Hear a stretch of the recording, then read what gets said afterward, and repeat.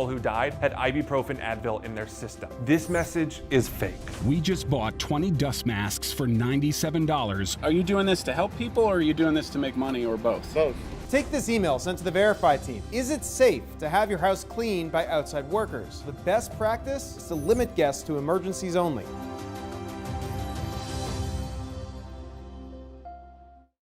We know things are changing every day, but we're here with you.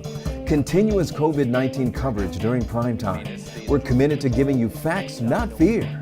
On 11 Alive News Primetime, weeknights from 8 to 11 on WATF. There are everyday actions to help prevent the spread of respiratory diseases. Wash your hands. Avoid close contact with people who are sick. Avoid touching your eyes, nose, and mouth. Stay home when you are sick. Cover your cough or sneeze. Clean and disinfect frequently touched objects with household cleaning spray. For more information, visit cdc.gov/COVID-19. This message brought to you by the National Association of Broadcasters and this station.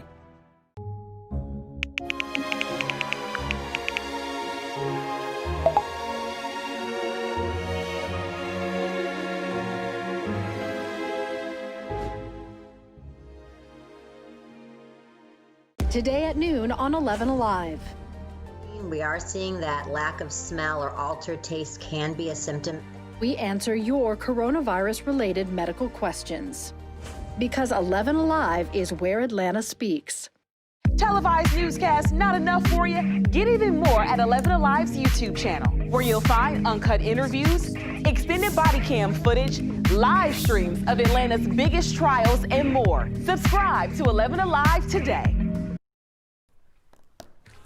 Tonight on Primetime, a family's prayers answered, why a judge decided the young woman accused of killing their daughter would stay behind bars. Plus, looking to dissolve the NRA, the New York Attorney General accusing the organization of fraud and abuse. We have the very latest on the lawsuits. And this 16-year-old has a reason to dance. How her expected 3-month hospital stay ended in an unbelievable recovery. 11 Alive News Primetime on the ATL starts now. But first, we begin with weather. We have been tracking strong storms, some of those bringing down trees in Cherokee County. And this is some of that rain that was near Canton. We want to go to our chief meteorologist, Chris Holcomb. Chris, how are we looking? It's 8 o'clock. Things clearing up a little bit? The one in Cherokee County, as it moved into Forsyth County, now up into parts of Dawson and Lumpkin County, is a lot weaker than it was earlier. So that's good news that that particular storm is dying out. But we still have some over on the east side that still are producing some thunder and lightning. Let's start with this one.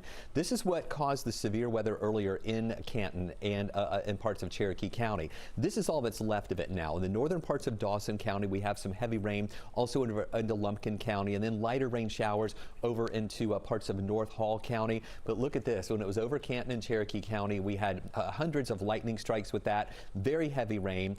Now that's a lot weaker as it's moved up toward the north. Look at these dots right here. That's indicating where we have reports of trees down, scattered over parts of Cherokee County, also in the northwestern parts of Forsyth County. I have some reports of the Etowah River over some of the roads there, like over at Nicholson Road. So we're keeping a close eye on that for you. That water should be receding now that that rain is moving on out. So that's weakening as it moves up toward the north. But we do have some of these heavier showers out I-20 east over toward Madison and Morgan County, also in Greene County. We've got a lot of lightning with these. We just got an update on this storm from the National from the National Weather Service. Not only talking about the 27 lightning strikes, but also 40 to 50 mile-an-hour winds in association with that. We have some showers developing right here to the west of Monroe in parts of Walton County. Some thunder and lightning beginning to develop there. We're quiet in Atlanta, and on the south side, it's quiet now as well. Stay with us. We're going to continue tracking these showers as they diminish, and we'll let you know if any additional rain will develop tomorrow. Chris, thank you. Tonight, parents are looking for answers with cases of coronavirus reported at 4 Cherokee County schools. 3 students have tested positive, while a teacher appears to also have symptoms, as well as those who were around them now to quarantine. People are asking us if there is a line where a school or a district must shut down. Tracy Amickpier set out to get the answers for us tonight. Just 4 days after schools opened for in-person learning in Cherokee County, at least 3 students have tested positive for COVID-19. A first grader at Hasty Elementary School, an 8th grader at Dean Rusk Middle School, and a 2nd grader at Sixes Elementary School. And there's another possible case of a kindergarten teacher at R.M. Moore. The overwhelming majority of parents in Cherokee County chose for their children to return in person.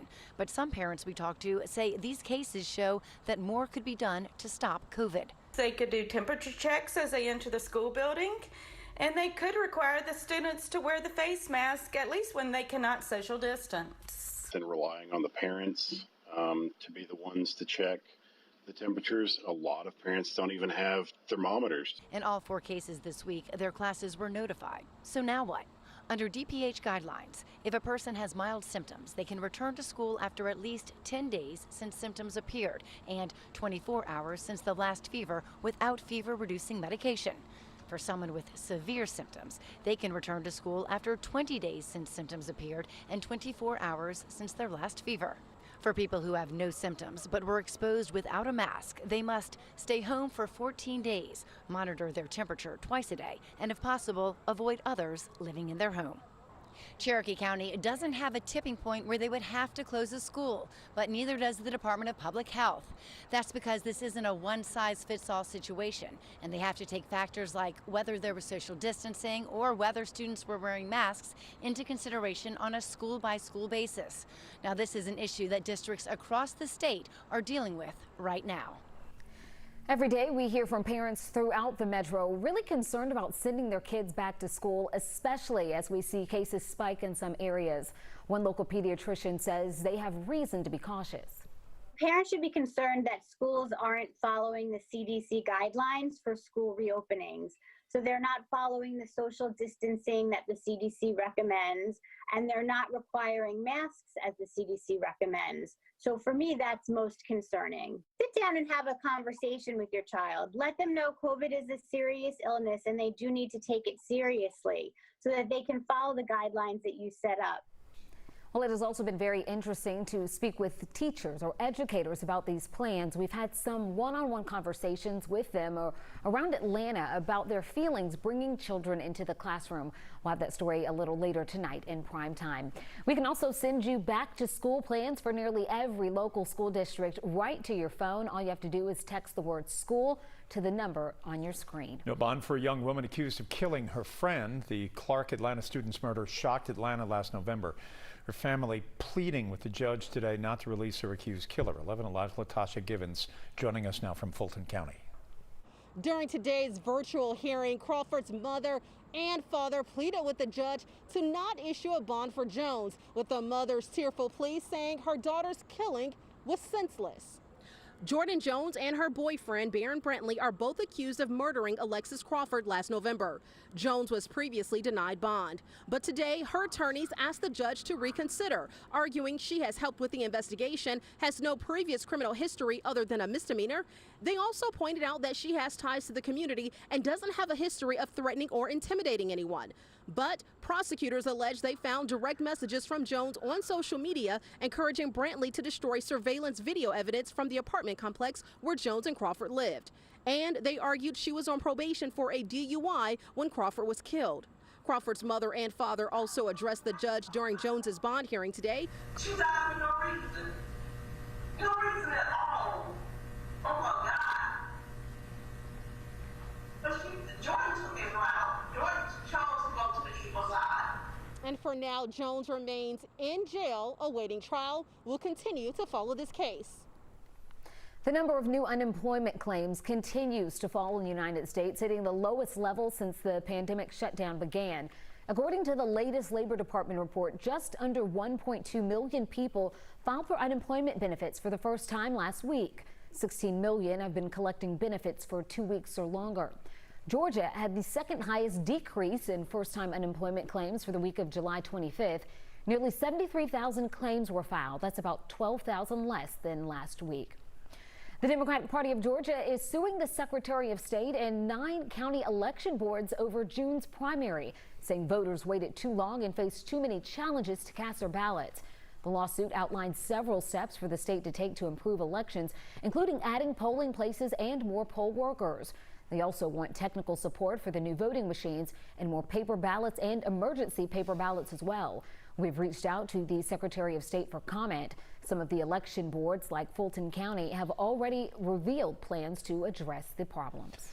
In 5 days, one of the toughest races in the state, primary runoff, will be decided. We are closely watching the Fulton County District Attorney race. Longtime incumbent DA Paul Howard fighting off ethics complaints and sharp attacks from his opponent. He used to be his top deputy. We talked at length with Mr. Howard on Monday. Tonight, Doug Richards is sitting down with former prosecutor Fani Willis. Paul Howard took office in 1997. 4 years later, he hired Fani Willis as one of his top prosecutors. But now Willis says that Howard has politicized his office at the expense of crime victims as he tries to beat her in a runoff. Paul Howard would now like to be thought of as the great prosecutor of police that do wrong, but you and I know the reality. Paul Howard is prosecuting the police officer who shot Rayshard Brooks. Rayshard Brooks was shot and killed by an Atlanta police officer in a Wendy's parking lot in June. We can't even anymore discuss if this is political. In Paul Howard's ads that he has running on television, he has images from an open active case, the Brooks case. That is unethical to do. It is violation of Georgia bar rules. You are actually using a family's pain to promote yourself, all while you do that, making sure that that family can never get justice. That case is not going to be able to be tried in Fulton County. Howard claims he has been successfully prosecuting police misconduct over his 23 years in office. In an interview with 11 Alive a few days ago, Howard was critical of Willis for getting endorsed by the police union. When the police union endorses the DA, what that indicates is that the DA will not prosecute policemen. And I don't think it's appropriate for DAs to accept endorsements or funding from police unions. Does your endorsement by the police union make you ineffective in prosecuting police crimes? No, sir. The police union, let's be very clear, they endorsed me. I'm endorsed by 6 organizations. They are one of the 6. They cut me a check, 2 checks, but the 2 checks together total $2,500. I have raised close to, if not in excess of, $400,000 that want to invest in having a good DA. Willis says voters need to weigh what she describes as rampant corruption in Howard's district attorney's office. We recently interviewed Fulton County DA Paul Howard, who is trying to hold on to his seat. You can watch his full conversation with our reporter Naima Abdullahi on the 11 Alive YouTube channel. A New York Attorney General is hoping to dissolve the NRA, the National Rifle Association, accusing its leaders of fraud and abuse. Next, what the organization's president, who's from Cobb County, had to say about these accusations. And don't forget, we are streaming right now on our 11 Alive YouTube channel. You can subscribe and join the conversation right there in the community section. There's more 11 Alive news in primetime after the break.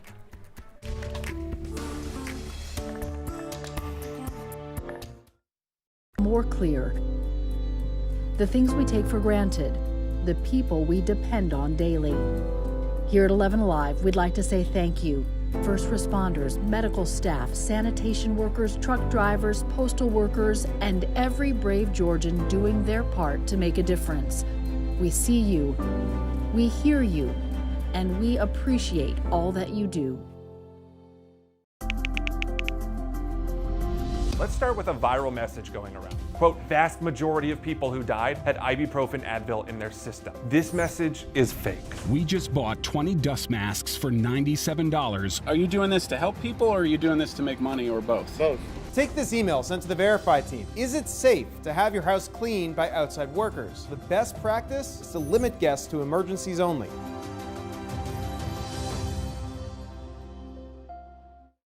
We know things are changing every day, but we're here with you. Continuous COVID-19 coverage during prime time. We're committed to giving you facts, not fear. On 11 Alive News Primetime, weeknights from 8 to 11 on WATF. There are everyday actions to help prevent the spread of respiratory diseases. Wash your hands. Avoid close contact with people who are sick. Avoid touching your eyes, nose, and mouth. Stay home when you are sick. Cover your cough or sneeze. Clean and disinfect frequently touched objects with household cleaning spray. For more information, visit cdc.gov/COVID-19. This message brought to you by the National Association of Broadcasters and this station.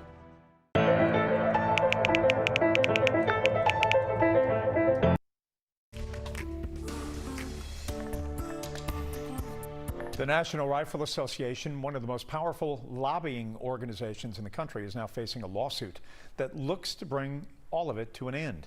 Today, the Attorney General of New York State announced a lawsuit that seeks to dissolve the NRA. The suit specifically charges the NRA as a whole, as well as several high-ranking members, including the Executive Vice President Wayne LaPierre. New York Attorney General Letitia James accused the NRA of misusing donations for personal travel, lucrative consulting contracts, and luxury club memberships. It's clear that the NRA has been failing to carry out its stated mission for many, many years, and instead has operated as a breeding ground for greed, abuse, and brazen illegality. The president of the NRA from Cobb County, she's not specifically named in the lawsuit, but she sent us this statement. She calls it baseless, premeditated attack on the organization and Second Amendment freedoms it seeks to defend, and says the lawsuit is a transparent attempt to score political points ahead of the 2020 election. The NRA has now filed a counter lawsuit against the Attorney General.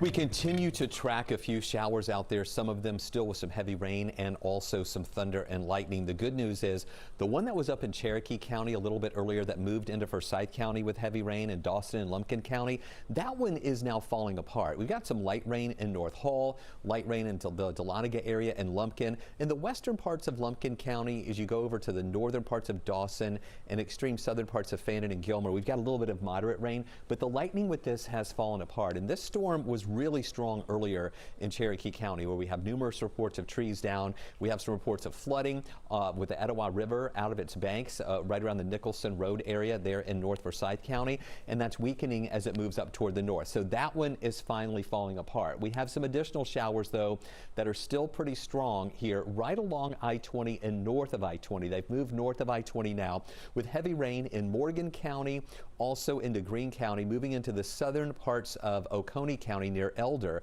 We have some heavy rain, thunder, and lightning. We've had reports of 40-mile-an-hour winds with this. A good bit of lightning just out of this one part right here, just north of I-20 from Madison over toward Woodville and Greensboro. We've got about 23 lightning strikes in the past 15 minutes. Another cell has developed over in Walton County. This is just to the west of Monroe, close to the Gwinnett County line. We are seeing more lightning developing with this right now, just north of Jersey. And in fact, when we put this into motion, you can kind of see what we're watching. This just really kind of developed out of nowhere in the western parts of Walton County, and it seems to be growing a little bit with that lightning count that is coming up with some of that heavier rain. In Atlanta, we're fine right now. On the south side, we don't have a lot of activity going on. Those showers we were tracking on the south side earlier have now crossed north of I-20. That's what we just showed you over in Morgan and also into Greene County.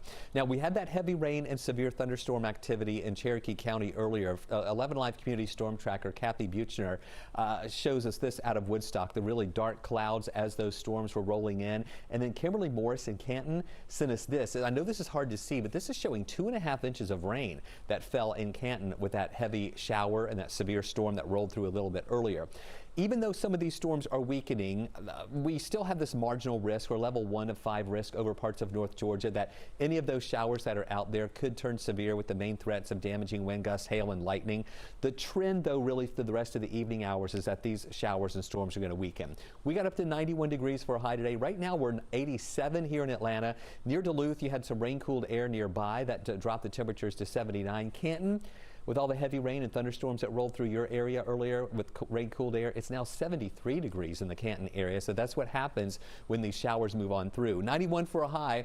Tomorrow, we're going to go with a 7 on the wasometer with a 30% chance for scattered showers to redevelop. And then on Saturday and Sunday, the rain chance comes down a little bit to 20%.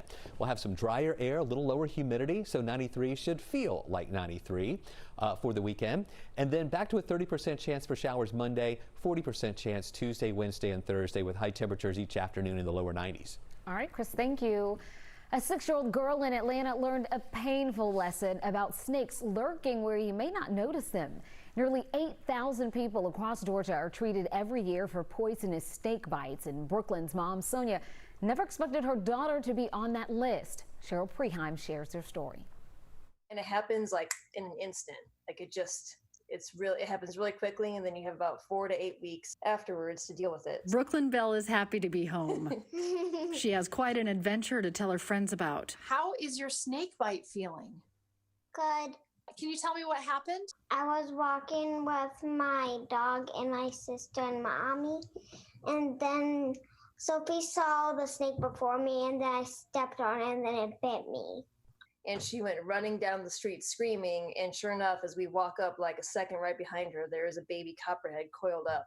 Her new puppy Scarlet tried to protect her, but it had already happened. It bit her right in her left foot on the outside. She was wearing flip-flops.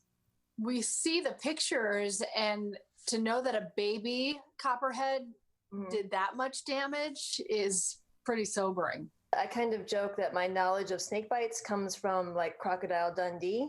I might be telling my age there too. But so I assumed that you get bit by a snake or something and you call like the paramedics and they have some magical anti-venom and everything will be okay. But actually come to find out it's a lot more complex than that. And as soon as we got to the ED, you could see that the swelling had gone from just a little puncture wound. Her foot was purple and it was slowly traveling up her leg. For 48 hours or so, they tracked the spread of the venom through her leg and tried to make sure it didn't get past basically her knee, just to make sure it didn't get to any vital organs or anything. So Brooklyn's 2 days at Children's Healthcare of Atlanta was just the beginning of a long recovery. Recuperating for the next about 4 weeks is about what it took. My son just is recovering from a brown recluse spider bite, and you kind of hear about it and you're like, oh yeah, they're out there, and suddenly, oh my gosh, this is a lot to deal with.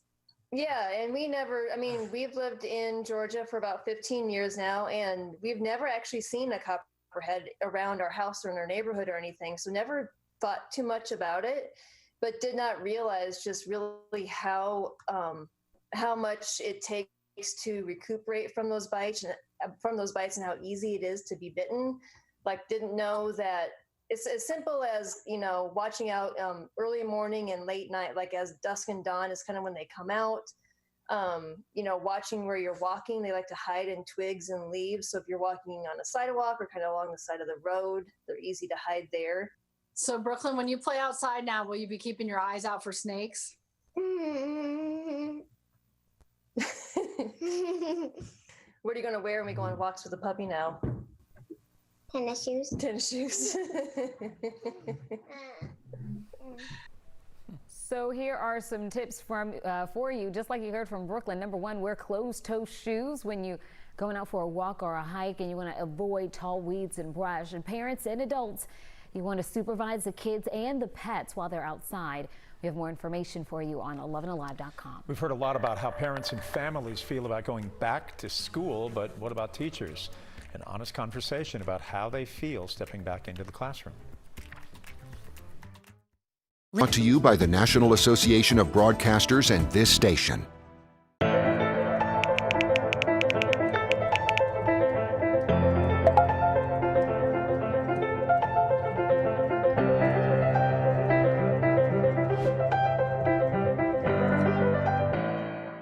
Today at noon on 11 Alive.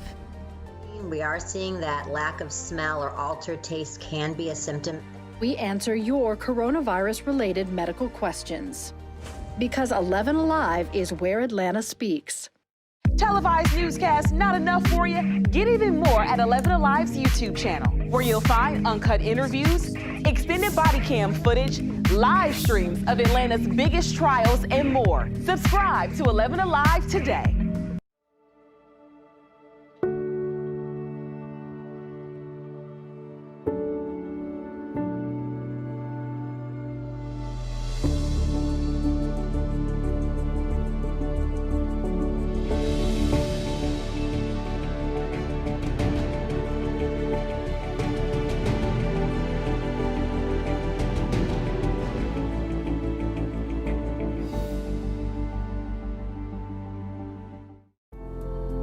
In times of great uncertainty, some things become more clear. The things we take for granted, the people we depend on daily. Here at 11 Alive, we'd like to say thank you. First responders, medical staff, sanitation workers, truck drivers, postal workers, and every brave Georgian doing their part to make a difference. We see you, we hear you, and we appreciate all that you do. Let's start with a viral message going around. Quote, vast majority of people who died had ibuprofen Advil in their system. This message is fake. We just bought 20 dust masks for $97. Are you doing this to help people or are you doing this to make money or both? Both. Take this email sent to the Verify team. Is it safe to have your house cleaned by outside workers? The best practice is to limit guests to emergencies only.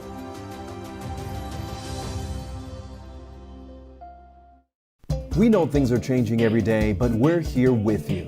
Continuous COVID-19 coverage during prime time. We're committed to giving you facts, not fear. On 11 Alive News Prime. Many people want their voices heard, whether it comes to students or not, whether or not students ought to be in school or not, but we often don't hear from the teachers. 11 Alive is where Atlanta speaks, and Christy Diaz sat down with 5 teachers who work all across Metro Atlanta to get their thoughts on this subject. Good morning. My name is Laurelia Freeman. I'm a high school Spanish teacher. I'm Susanna Swanson, and I am a teacher in the Atlanta area. My name is Steve Bowen. I'm at West Forsyth High School. I'm an elementary music teacher currently in Paulding County. I teach at Hiram Elementary School in Hiram, Georgia. Dead men don't work. Dead teachers don't teach. I think it's a fantastic decision. Because these kids, these students need face-to-face contact. Personally, I have some apprehensions, but I think that's probably natural for all teachers at this point. I'm very concerned. And I really think a lot of teachers are seeing it as a decision between their lives and their work. And it's a horrible decision to be confronted with. I live with someone who is medically fragile, so it is a very close to my heart decision whether or not we go virtual. Our classrooms are not the size of Walmart. We cannot put 24 and 30 children 6 feet apart in these petri dishes of classrooms. And I'm telling them, don't share. When we're teaching children at this developmental age to share. If you want your kids to learn, you do it face-to-face. And even, myself talking to seniors, they were like, we want to be in the classroom. And we always have discussions about their lives and things like that we can't have when they're online. And I am in a high-risk group both because of my health and because I'm African American.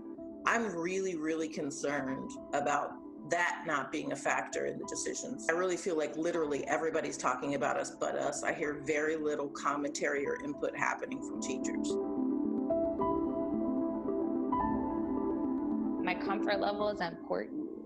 I can't teach if I have a lot of anxiety. I can't be my best for my students if I'm overwhelmed with being afraid of bringing something home or getting sick. None of us are doing it for the money. None of us are doing it to do it halfway. We're really invested. So I think assuming the best about our motives will go a long way.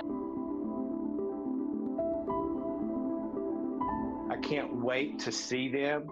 I'm disappointed that I won't be able to hug them. When I learned of a coworker that had COVID, at what risk do I step back into the classroom? Everybody has a voice in this. There's nobody that's not affected by changes in public education. Coming up, activists are sharing the concerns they have with the new law signed by Governor Kemp that gives protection to police officers. Today at noon on 11 Alive. We are seeing that lack of smell or altered taste can be a symptom. We answer your coronavirus-related medical questions. Because 11 Alive is where Atlanta speaks. Televised newscasts not enough for you? Get even more at 11 Alive's YouTube channel, where you'll find uncut interviews, extended body cam footage, live streams of Atlanta's biggest trials, and more. Subscribe to 11 Alive today.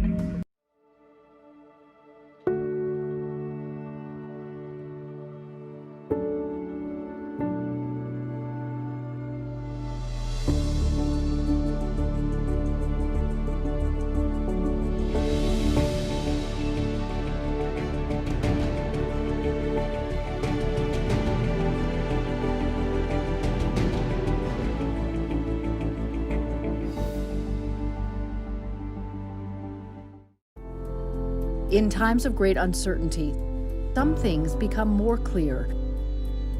The things we take for granted, the people we depend on daily. Here at 11 Alive, we'd like to say thank you. First responders, medical staff, sanitation workers, truck drivers, postal workers, and every brave Georgian doing their part to make a difference. We see you, we hear you, and we appreciate all that you do. Let's start with a viral message going around. Quote, vast majority of people who died had ibuprofen Advil in their system. This message is fake. We just bought 20 dust masks for $97. Are you doing this to help people or are you doing this to make money or both? Both.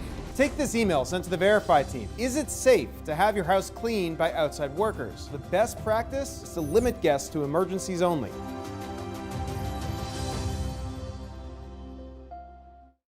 We know things are changing every day, but we're here with you. Continuous COVID-19 coverage during prime time. We're committed to giving you facts, not fear. On 11 Alive News Primetime, weeknights from 8 to 11 on WATF. There are everyday actions to help prevent the spread of respiratory diseases. Wash your hands. Avoid close contact with people who are sick. Avoid touching your eyes, nose, and mouth. Stay home when you are sick. Cover your cough or sneeze.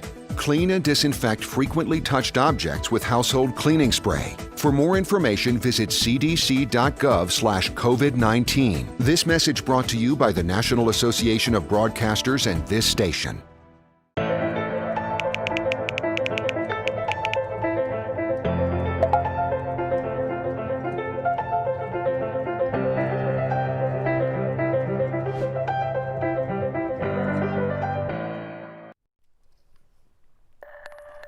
Civil rights groups are calling it a controversial move by Governor Brian Kemp. The governor has signed a measure into law that protects police and other first responders from bias-motivated crimes in Georgia. Here's Hope Ford. For a month, protesters voiced opposition to House Bill 838. Mainly saying the bill is unnecessary. We don't want anyone dying. We don't want people dying. There are already protections in place for police officers. So what is the purpose of this? Hannah Gebrselassie and Keith Strickland were two of the voices behind a movement asking Kemp to veto the bill, which makes crimes against an officer punishable by at least a year in prison, as well as a potential $5,000 fine. We're fighting to see a better community. We're fighting to see safer neighborhoods. And he continues to fuel this tension and this system of oppression with bills like HB 838. The law was passed in July alongside the state's historic hate crimes bill. The Georgia NAACP dubbed HB 838 the police hate crimes bill, since it also allows officers to sue people if their civil rights are violated. So now if we say that something was an act of hate, or we say that this should be looked into more thoroughly, it has a negative repercussion. Now you can sue us. Kemp said in a statement he attended the funerals of far too many law enforcement officers who were killed in the line of duty, and we must act. Gebrselassie and Strickland say they agree, but wanted police reform to be the main focus of the governor. We don't want to see a police officer hurt. In no way is that what we stand for. What we're saying is that we want to live in a world where nobody has to be in fear. Students are getting ready to move in at Georgia Tech for the fall semester, and part of the COVID-19 precautions is testing for everybody. The school released the plan on how it's going to accomplish that today. Not easy to do. Each person on campus will need to register through the school's testing website, which includes putting in information about their fall living conditions and or situations.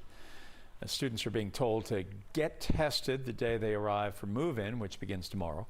A barcode in the test kit will connect them to their test for easy results. The school says it should only take up to 48 hours. And Georgia Tech plans to test everybody on campus weekly, with the testing sites operating throughout the entire semester.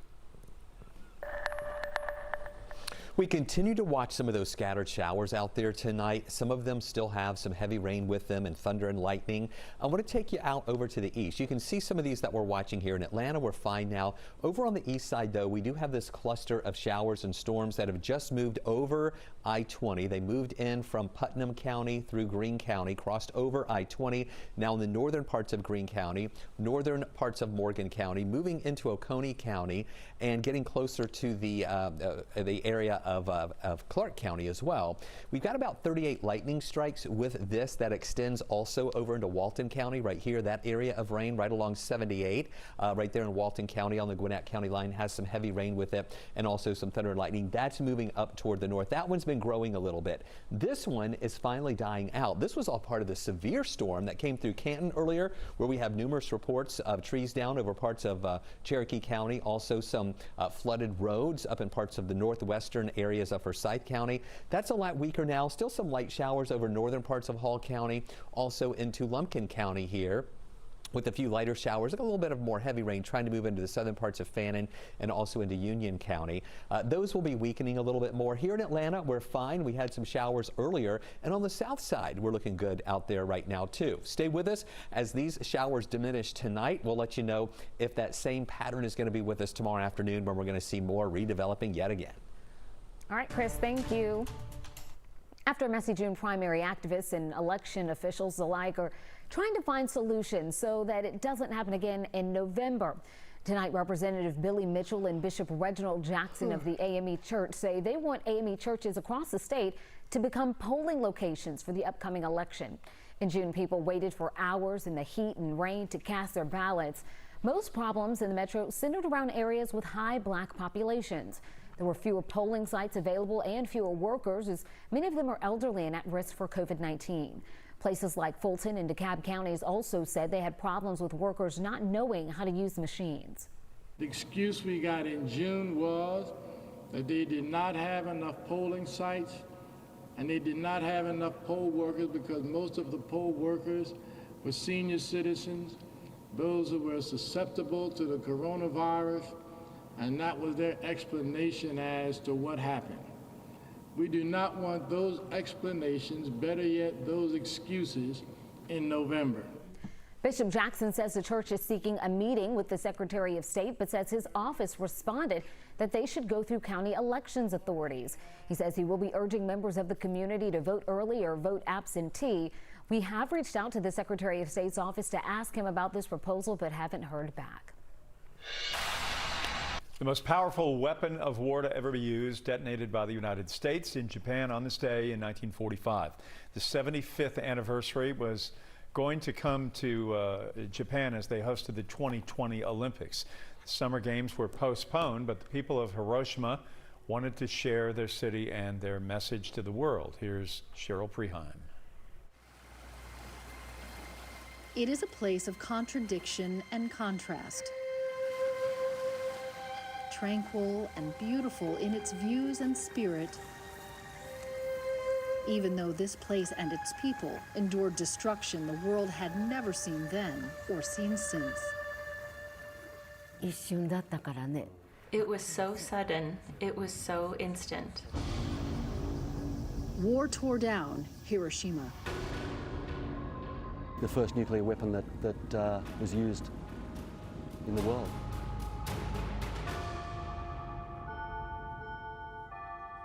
Peace rebuilt and now redefines it. A place where people come and find peace of mind. The city chose to hold on to reminders of the human cost of war. It is the last remaining thing that is a reminder.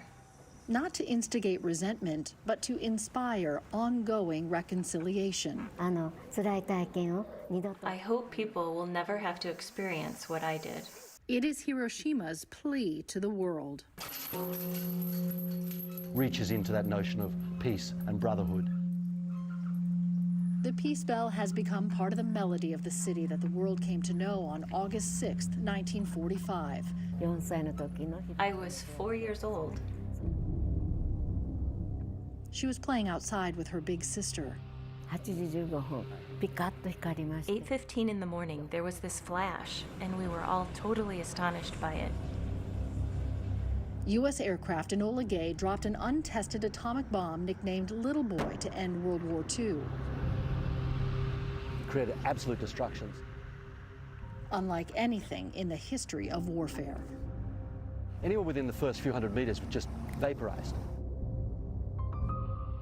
It was like walking through hell. I will never forget the scenes that were before my eyes.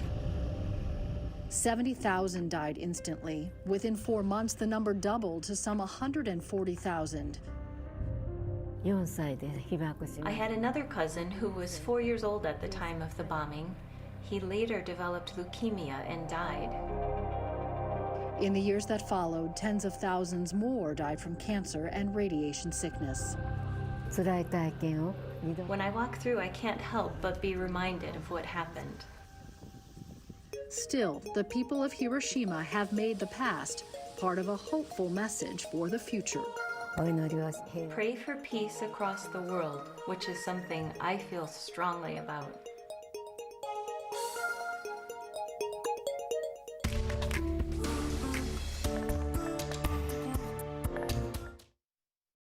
Live streams of Atlanta's biggest trials and more. Subscribe to 11 Alive today.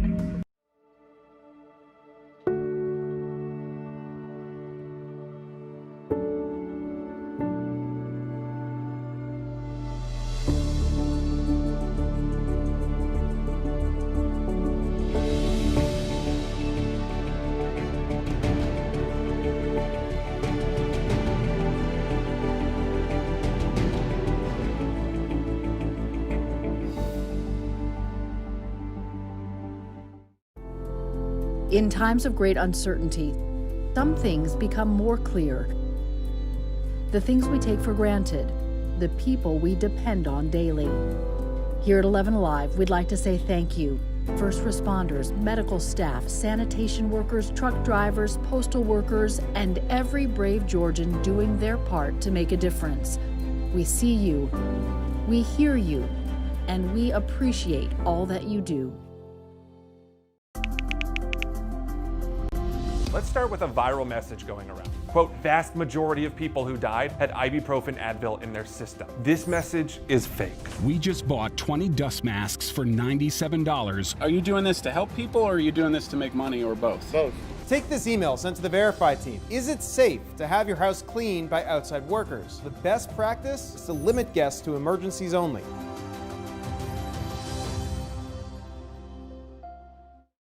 We know things are changing every day, but we're here with you.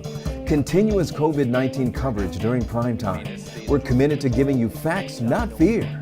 On 11 Alive News Primetime, weeknights from 8 to 11 on WATF. There are everyday actions to help prevent the spread of respiratory diseases. Wash your hands. Avoid close contact with people who are sick. Avoid touching your eyes, nose, and mouth. Stay home when you are sick. Cover your cough or sneeze. Clean and disinfect frequently touched objects with household cleaning spray. For more information, visit cdc.gov/COVID-19. This message brought to you by the National Association of Broadcasters and this station.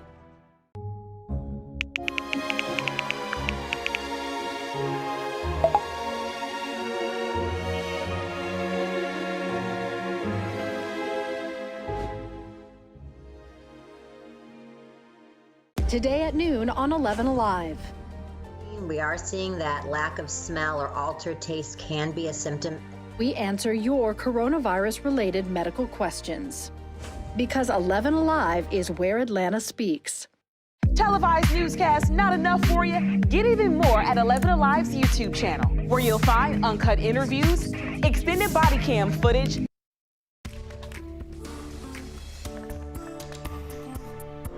Dr. Anthony Fauci said earlier this week that his family needs continuous security because some people are angry over his guidance on the COVID-19 pandemic. He says they are facing constant harassment, even death threats.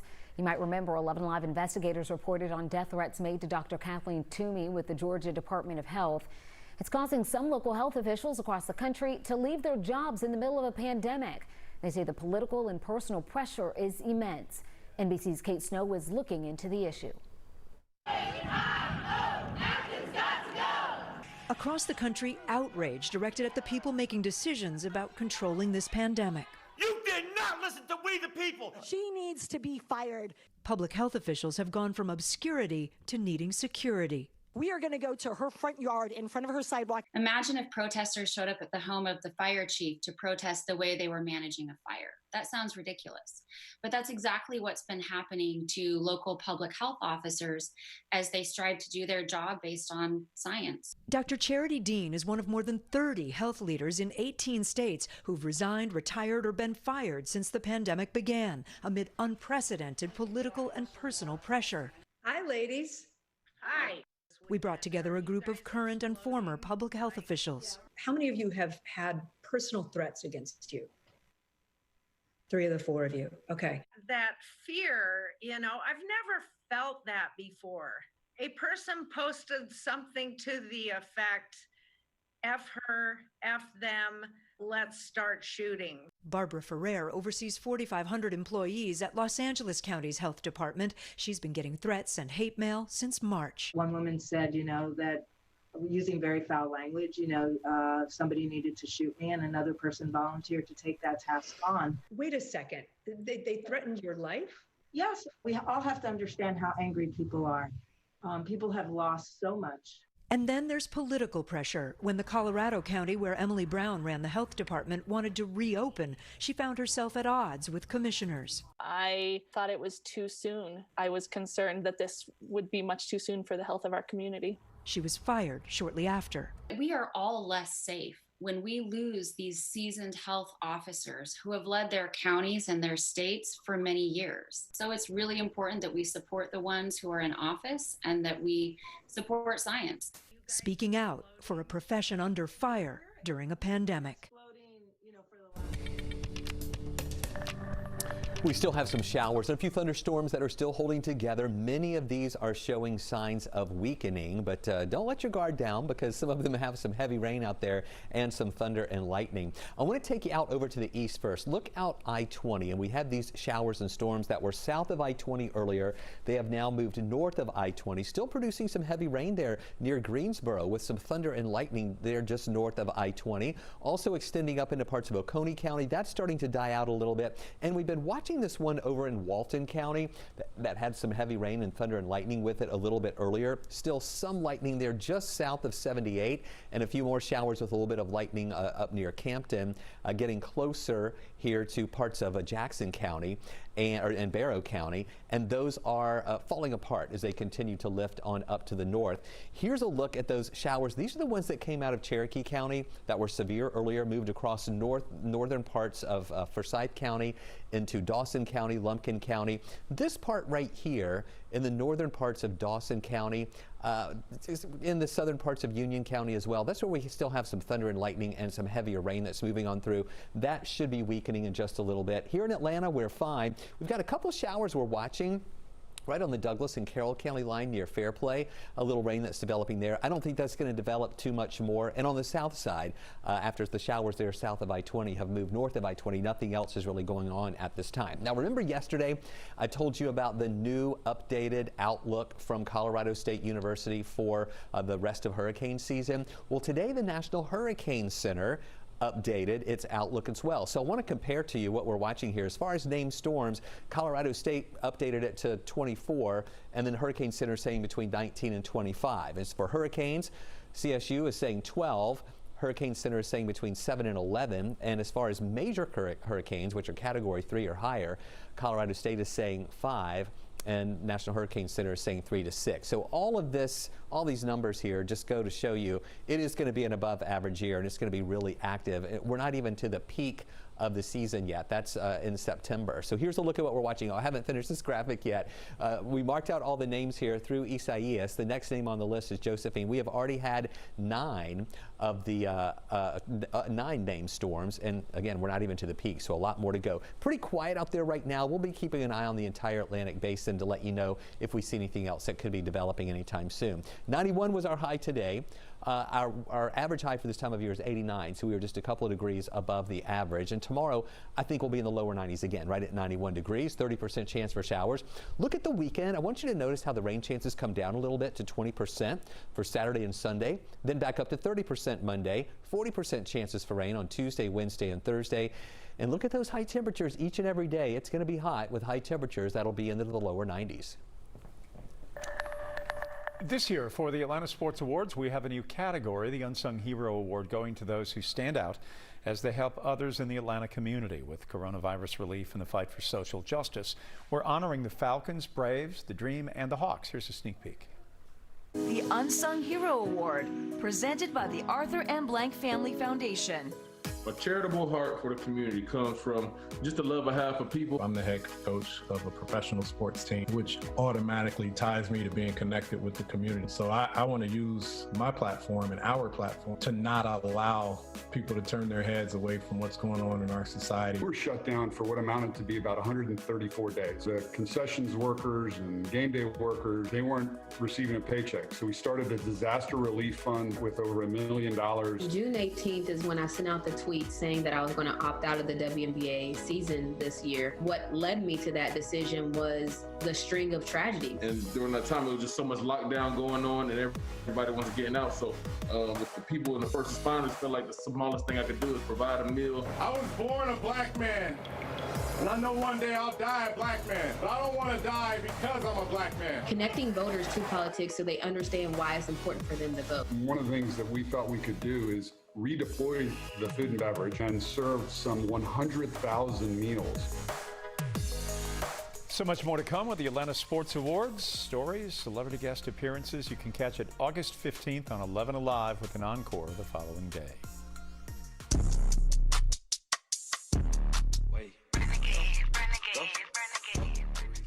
All right, so this isn't a regular TikTok trend for 16-year-old Zoe after she was diagnosed with Guillain-Barré syndrome. At 15 years old, she lost the ability to walk.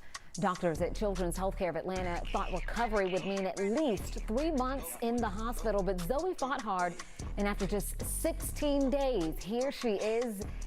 Definitely a reason to dance. Lack of smell or altered taste can be a symptom. We answer your coronavirus-related medical questions. Because 11 Alive is where Atlanta speaks.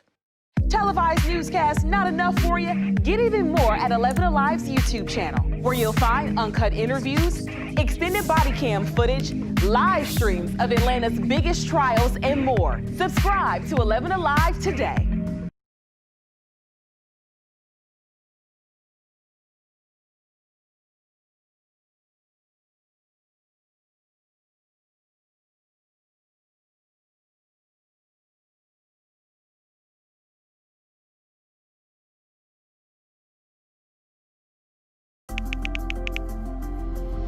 Let's start with a viral message going around. Quote, vast majority of people who died had ibuprofen Advil in their system. This message is fake.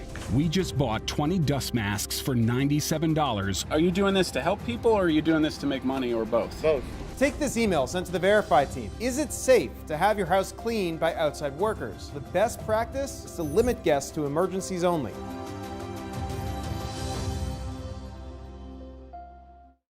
We know things are changing every day, but we're here with you. Continuous COVID-19 coverage during prime time. We're committed to giving you facts, not fear.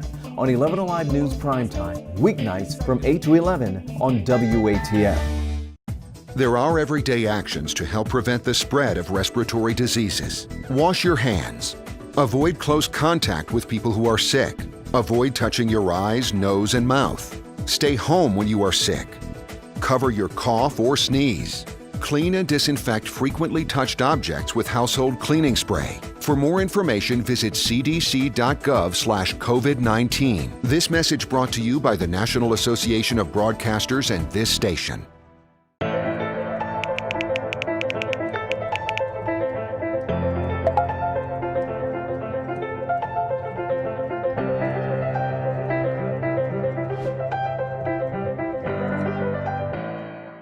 Today at noon on 11 Alive.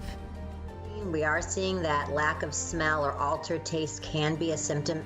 We answer your coronavirus-related medical questions. Because 11 Alive is where Atlanta speaks. Televised newscasts not enough for you? Get even more at 11 Alive's YouTube channel, where you'll find uncut interviews, extended body cam footage, live streams of Atlanta's biggest trials, and more. Subscribe to 11 Alive today.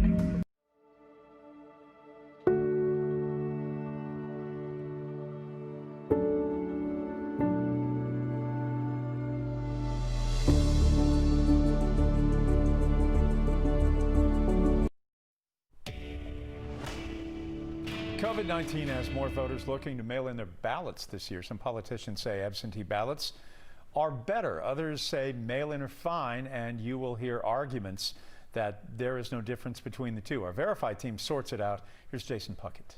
The president has come out against mail-in ballots, calling them a, quote, formula for rigging an election. But he's shown support for absentee ballots. So we wanted to verify, are absentee ballots different than mail-in ballots? We checked with the National Conference of State Legislatures, the Electronic Registration Information Center, and multiple state boards of elections. Now, according to the National Conference of State Legislatures, absentee ballots have to be requested. 29 states let any registered voter request one without a reason, but 16 states require you to have a specific reason why you can't cast your vote in person, like military service or business travel on election day. Then that request has to be approved in order for you to actually get your ballot. That leaves mail-in ballots, a small group of states that automatically send all registered voters a ballot, whether they request one or not. The NCSL calls these all-mail voting states, and these are the processes that the Trump administration has been challenging. Like in Nevada right now. The Trump campaign is suing the state after they passed a bill that would automatically send ballots for the November general election to all registered voters. Bottom line, claims that absentee ballots are different than mail-in ballots are true, but there's only one difference. And that's how you actually get the ballot in the first place. Regardless of what name you use, all ballots are treated the same once they're in the mail. In Georgia, absentee ballots are twice as popular as early in-person voting for the August runoff election, but there is still some confusion over how to apply for an absentee ballot. So we have information to help. You'll find it on 11alive.com. There is also a link to the state's official absentee ballot application.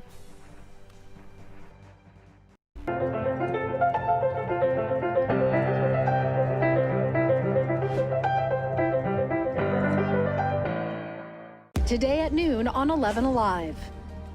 We are seeing that lack of smell or altered taste can be a symptom. We answer your coronavirus-related medical questions. Because 11 Alive is where Atlanta speaks. Televised newscasts not enough for you? Get even more at 11 Alive's YouTube channel, where you'll find uncut interviews, extended body cam footage, live streams of Atlanta's biggest trials, and more. Subscribe to 11 Alive today.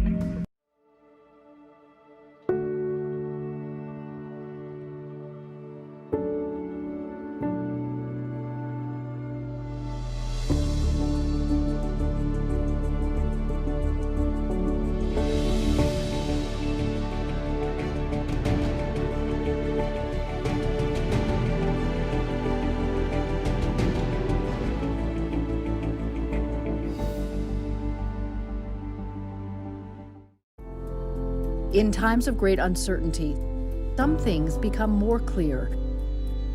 The things we take for granted, the people we depend on daily. Here at 11 Alive, we'd like to say thank you. First responders, medical staff, sanitation workers, truck drivers, postal workers, and every brave Georgian doing their part to make a difference. We see you, we hear you, and we appreciate all that you do. Let's start with a viral message going around. Quote, vast majority of people who died had ibuprofen Advil in their system. This message is fake. We just bought 20 dust masks for $97. Are you doing this to help people, or are you doing this to make money, or both? Both. Take this email sent to the Verified team. Is it safe to have your house cleaned by outside workers? The best practice is to limit guests to emergencies only.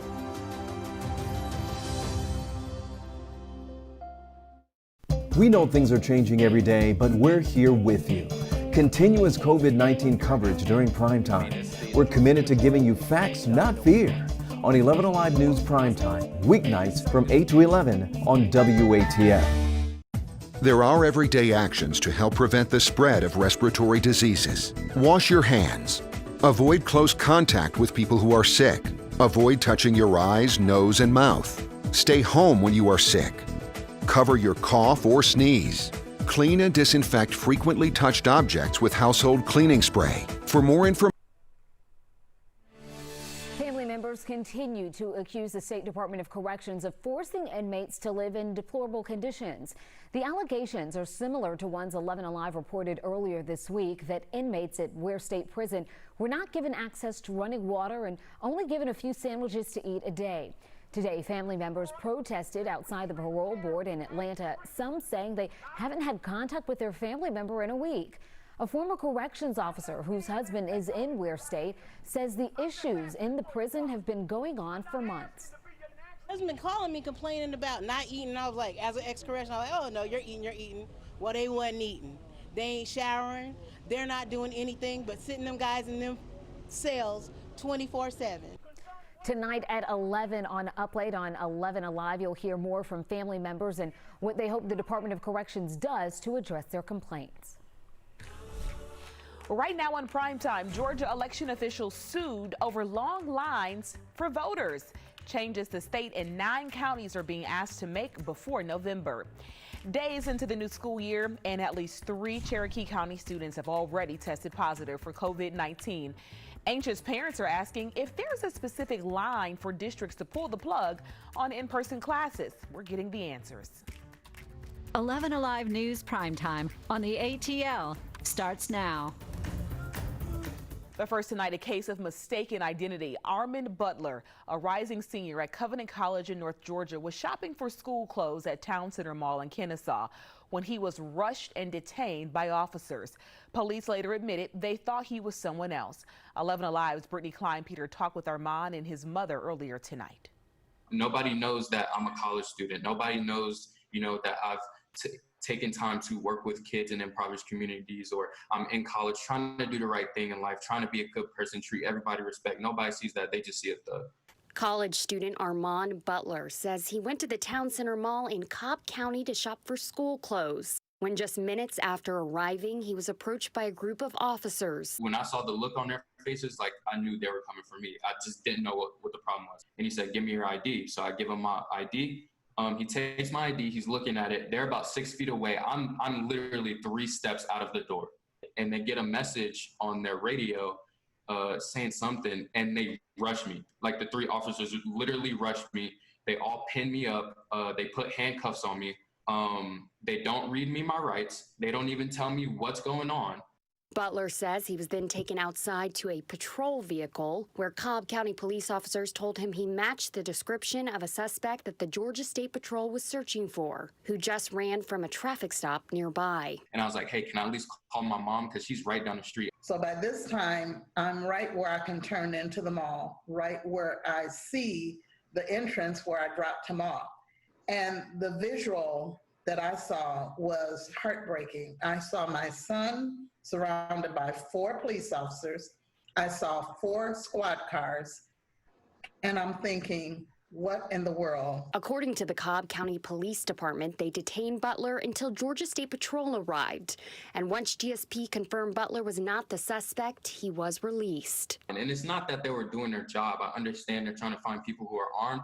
It's the fact that they ran into somebody as myself who tried to de-escalate the situation, who didn't cuss them out, who didn't disrespect them, who didn't fight them when they literally pinned me up, grabbed me, and forced me into handcuffs. Who didn't do any of those things, who asked them politely, will you take my phone so I don't drop it? Who asked them politely, can I know what's going on? Can I know what's happening? Who did everything, I guess by the book, and I still got treated like I'm a criminal. I don't want another mother, black or brown, to go through this. I don't want another black or brown boy to go through what my son did today.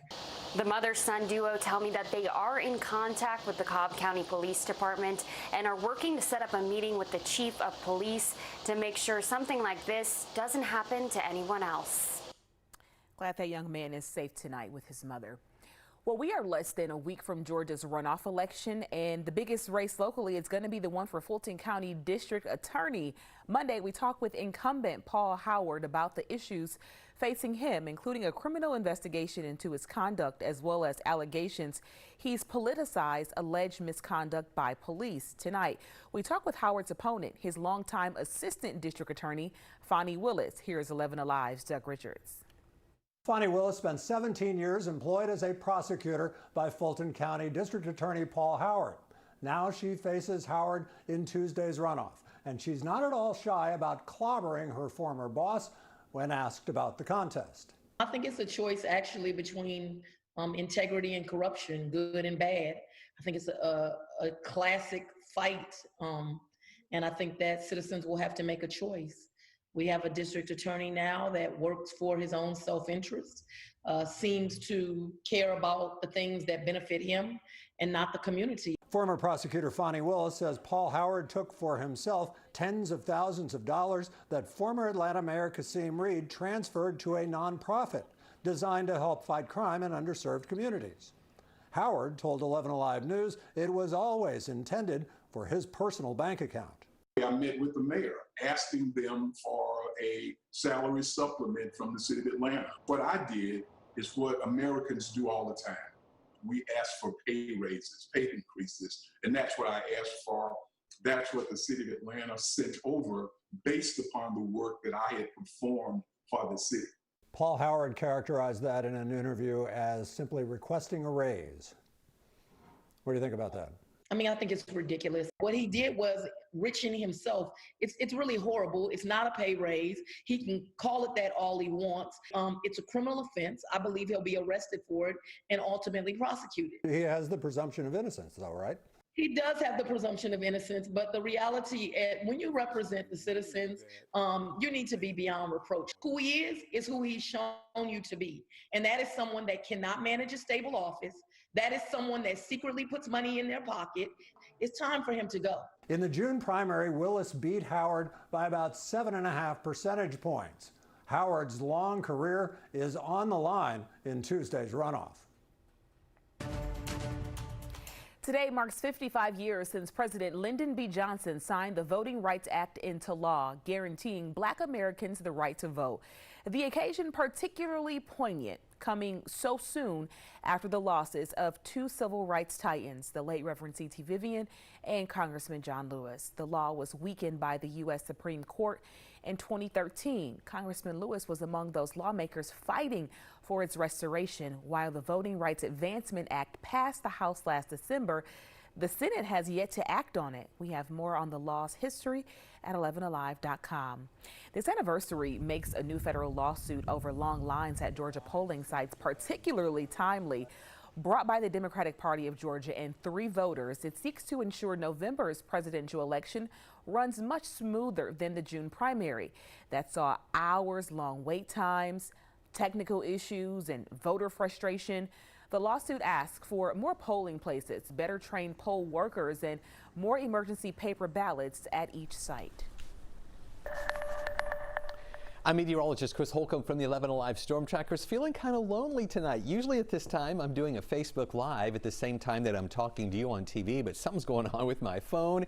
It won't allow me access to do a Facebook Live tonight. So I'm just with you guys on TV. Thank you for joining us tonight as we're still tracking some showers and a few thunderstorms that are moving through the area. The good news is these are starting to weaken a little bit. I want to first take you out over to the east where we've been tracking some of these storms. This is a new severe thunderstorm warning for Tolliver, Warren, and Wilkes County. The reason you're not seeing a crawl at the bottom of your screen is because this is just outside of our area of responsibility, so that's why the crawl is not rolling. This is right along I-20 between Mayfield and Crawfordville, and that's moving up toward the north. Now over in Greene County, where we are responsible for Greene County, we have a cell there with some very heavy rain. That's about to move on up toward the north too, and these were pretty strong earlier along I-20 in Morgan County, Greene County, moving into Oconee County. Also, we have this coming out of Walton County into Barrow County that has some heavy rain and thunder and lightning with it right here, right over Winder, right there along Highway 29, where we have some pockets of heavy rain and lightning.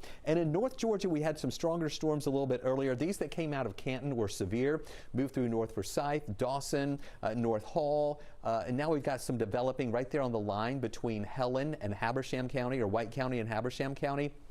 just to the east of Mossy Creek with some thunder and lightning, and a few more here up in Fannin County, parts of Union County, where we've got a little bit of light rain or more moderate to heavy rain there too.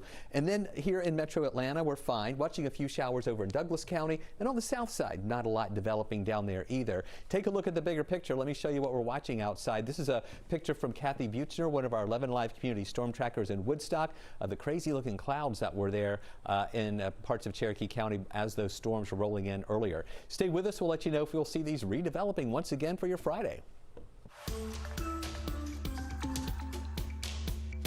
Two troubling milestones for Georgia. Today, the state surpassed 4,000 deaths from COVID-19. Among them, officials confirmed the loss of our youngest victim, a 7-year-old boy from Chatham County. The only information the state is sharing is that he was a black child with no chronic conditions. There are 3,182 new coronavirus cases reported in the state today. The numbers show us just how fast and far the virus is spreading across our communities. In Cherokee County, parents are looking for some answers tonight after COVID cases were reported at 4 schools this week. They just went back. 3 students tested positive and a teacher appears to have symptoms. Dozens of students and staff now forced to quarantine. Tracy Amick-Peer looks into what could make administrators close down the schools altogether. Just 4 days after schools opened for in-person learning in Cherokee County schools, at least 3 students have tested positive for COVID-19. A first grader at Hasty Elementary School, an 8th grader at Dean Rusk Middle School, and a 2nd grader at Sixes Elementary School. And there's another possible case of a kindergarten teacher at R.M. Moore. The overwhelming majority of parents in Cherokee County chose for their children to return in person. But some parents we talked to say these cases show that more could be done to stop COVID. In all 4 cases this week, their classes were notified. So now what? Under DPH guidelines, if a person has mild symptoms, they can return to school after at least 10 days since symptoms appeared and 24 hours since the last fever without fever-reducing medication.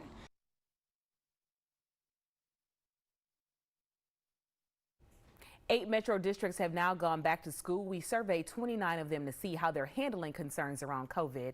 Reveal investigator Rebecca Lindstrom breaks it down and shows why one mother believes heading back to class is worth the risk.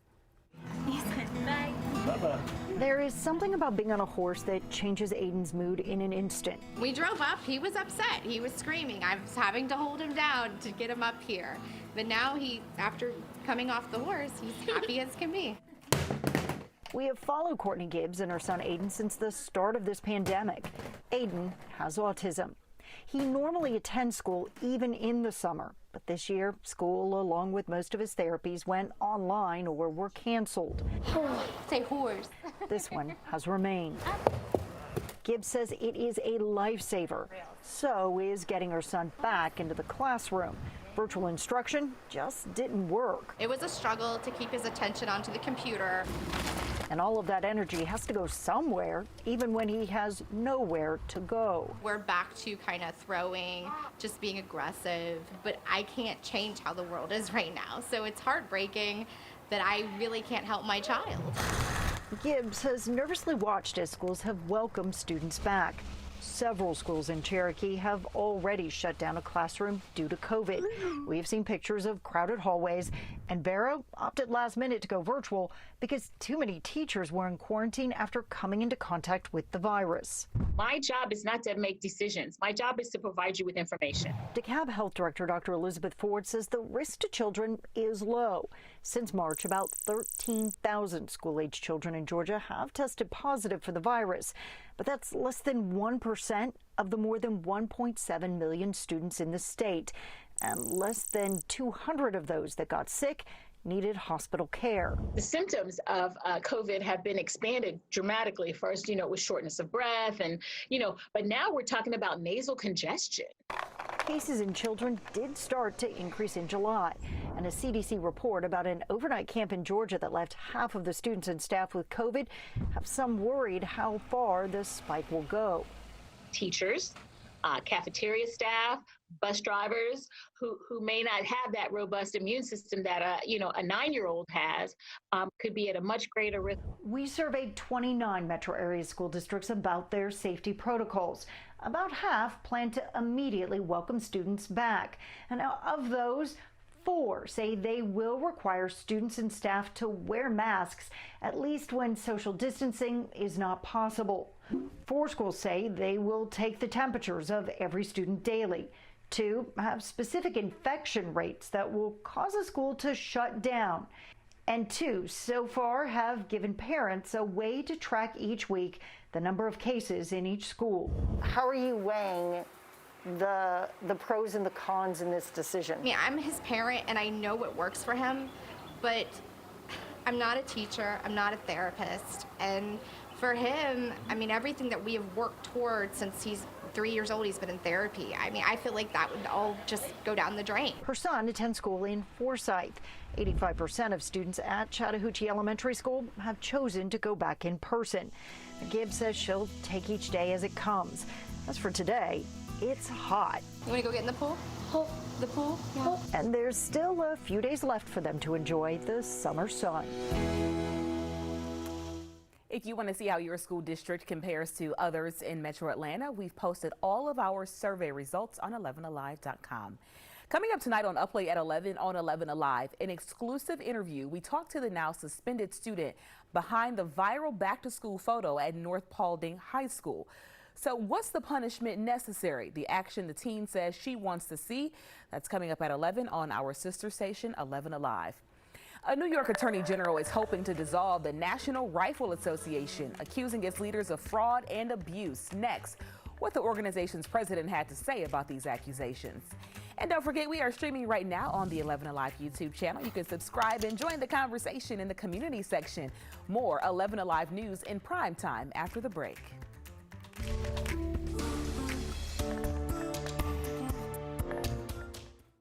Disinfect frequently touched objects with household cleaning spray. For more information, visit cdc.gov/COVID-19. This message brought to you by the National Association of Broadcasters and this station.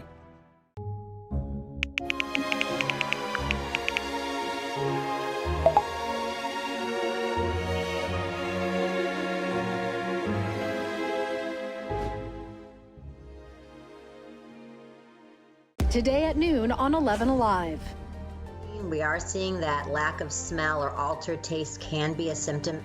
We answer your coronavirus-related medical questions. Because 11 Alive is where Atlanta speaks. Televised newscasts not enough for you? Get even more at 11 Alive's YouTube channel, where you'll find uncut interviews, extended body cam footage, live streams of Atlanta's biggest trials, and more. Subscribe to 11 Alive today.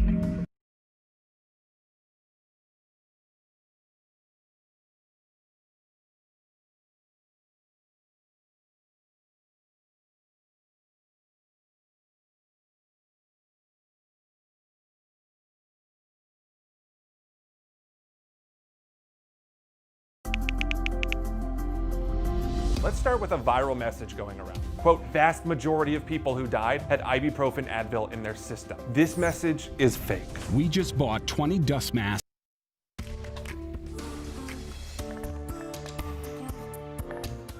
The National Rifle Association, one of the most powerful organizations in the country, is now facing a lawsuit that looks to bring the whole thing to an end. Today, the Attorney General of New York announced the lawsuit that seeks to dissolve the NRA. The suit specifically charges the NRA as a whole, as well as several high-ranking members, including Executive Vice President Wayne LaPierre. New York Attorney General Letitia James accused the NRA of misusing donations for personal travel, lucrative consulting contracts, and luxury club memberships. It's clear that the NRA has been failing to carry out its stated mission for many, many years, and instead has operated as a breeding ground for greed, abuse, and brazen illegality. The president of the NRA is actually from right here in Georgia, Cobb County, exactly. She's not specifically named in this lawsuit, but she sent us this statement. She calls it a baseless, premeditated attack on the organization and Second Amendment freedoms it seeks to defend, and says the lawsuit is a transparent attempt to score political points ahead of the 2020 election. The NRA has now filed a counter lawsuit against the Attorney General.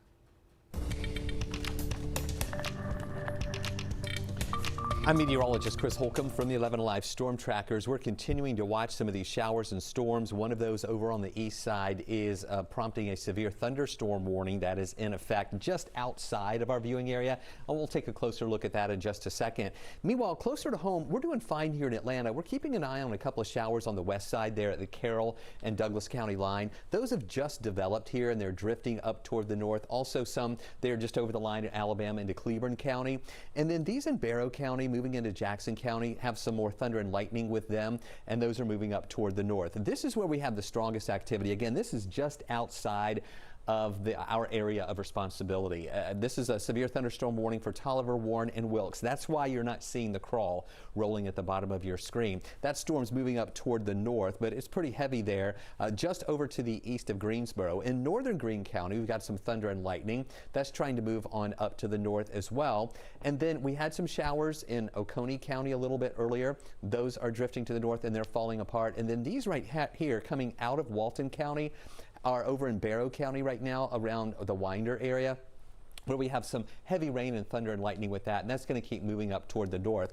And then some additional showers coming out of White County, moving into Habersham County. Heavy rain, thunder, and lightning. Even a little bit more lightning starting to generate with that. So it's just really been interesting to watch these this evening as they fall apart, and then just by them or over in some other county next to them, we'll see some other ones that'll be developing, and that's what's happening up in North Georgia. Here in Atlanta, we're fine. There's that cell we're watching there along I-20. That's on the Douglas and Carroll County line. Also another one here that's moving up right on the Cherokee County line and Paulding County line. Actually, West Cobb and Paulding County line, a little cell that's developing. But most of these are going to not really get too strong, and then they'll diminish as we go through the rest of the evening hours. Take a look at what else we're watching. This is a picture that came in by one of our 11 Alive community storm trackers, Kimberly Morris.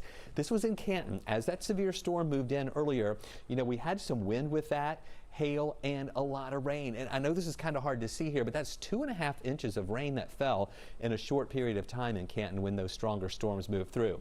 We made it up to 91 for a high today. Right now, we're in the mid-80s still. So it's still a really warm night out there at 86 degrees. Athens, you're at 80. You had a few showers nearby that helped cool you off a little bit. Duluth, rain-cooled air brought you to 77. And in Canton, where we had those stronger storms earlier, your temperature right now is 72. And you've been holding in the lower 70s since that rain came in a little bit earlier tonight. So that's what that rain-cooled air can do for you. We're going to go back into the 70s next hour, and at 11 o'clock be in the upper 70s as well. And then early in the morning, starting off with temperatures kind of mild and muggy in the 70s, but we'll have some sunshine. It's going to be dry to start, but in the afternoon, we're back to that 30% chance for scattered showers with that high of 91. We're going to go with a 7 on the wazometer. That's our scale from 1 to 11, where an 11 is a perfect day. And you can see what we're watching tonight. Any of those showers that are still out there are going to be falling apart.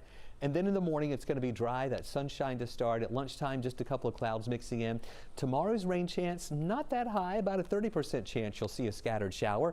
Anything that develops dries out again. And then on Saturday, we're going to see some drier air moving in here, and we're bringing the rain chances down to 20%. I really think for many of you, that rain chance will even be less than 20%, and most of us will stay dry. Still a 20% chance for showers again Sunday.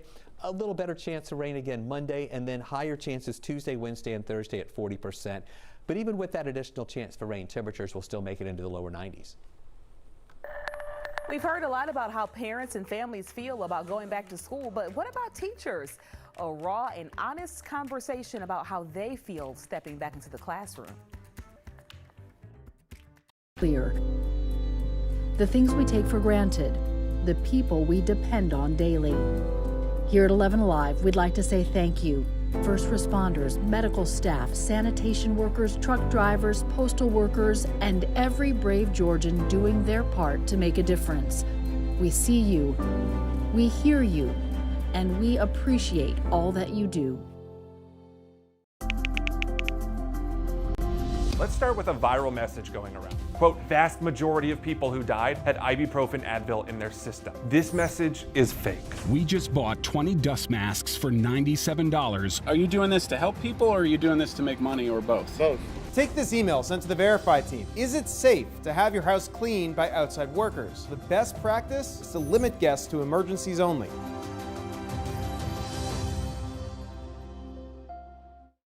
We know things are changing every day, but we're here with you.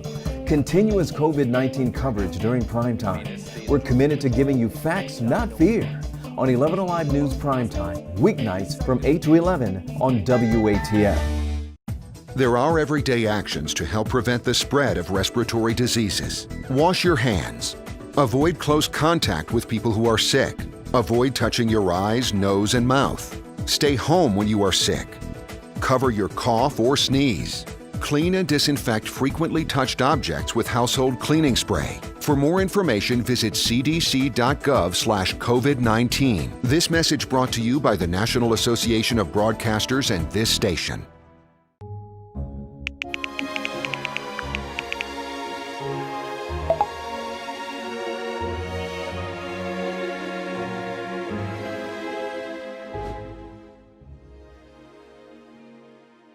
Today at noon on 11 Alive.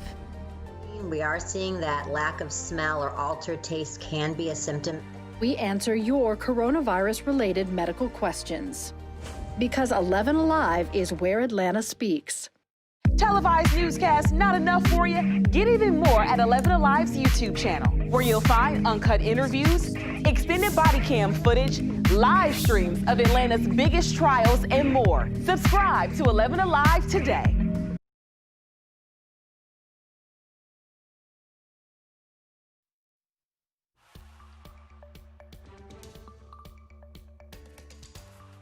A lot of people want their voices to be heard when it comes to whether students should be in school, but we don't often hear from the teachers. 11 Alive is where Atlanta speaks, and Christy Diaz sat down with 5 teachers who work all across the metro to get their thoughts. Good morning. My name is Laurelia Freeman. I'm a high school Spanish teacher. I'm Susanna Swanson, and I am a teacher in the Atlanta area. My name is Steve Bowen. I'm at West Forsyth High School. I'm an elementary music teacher currently in Paulding County. I teach at Hiram Elementary School in Hiram, Georgia. Dead men don't work. Dead teachers don't teach. I think it's a fantastic decision. Because these kids, these students need face-to-face contact. Personally, I have some apprehensions, but I think that's probably natural for all teachers at this point. I'm very concerned, and I really think a lot of teachers are seeing it as a decision between their lives and their work, and it's a horrible decision to be confronted with. I live with someone who is medically fragile, so it is a very close to my heart decision whether or not we go virtual. Our classrooms are not the size of Walmart. We cannot put 24 and 30 children 6 feet apart in these petri dishes of classrooms. And I'm telling them, don't share. When we're teaching children at this developmental age to share. If you want your kids to learn, you do it face-to-face. And even, myself talking to seniors, they were like, we want to be in the classroom. And we always have discussions about their lives and things like that we can't have when they're online. I am in a high-risk group both because of my health and because I'm African American. I'm really, really concerned about that not being a factor in the decisions. I really feel like literally everybody's talking about us but us. I hear very little commentary or input happening from teachers. My comfort level is important. I can't teach if I have a lot of anxiety. I can't be my best for my students. If I'm overwhelmed with being afraid of bringing something home or getting sick, none of us are doing it for the money. None of us are doing it to do it halfway. We're really invested. So I think assuming the best about our motives will go a long way. I can't wait to see them. I'm disappointed that I won't be able to hug them. When I learned of a coworker that had COVID, at what risk do I step back into the classroom? Everybody has a voice in this. There's nobody that's not affected by changes in public education. Coming up, activists are sharing the concerns they have with a new law signed by Governor Kemp that gives more protection to police officers. And we appreciate all that you do. Let's start with a viral message going around. Quote, vast majority of people who died had ibuprofen Advil in their system. This message is fake. We just bought 20 dust masks for $97. Are you doing this to help people or are you doing this to make money or both? Both. Take this email sent to the Verify team. Is it safe to have your house cleaned by outside workers? The best practice is to limit guests to emergencies only.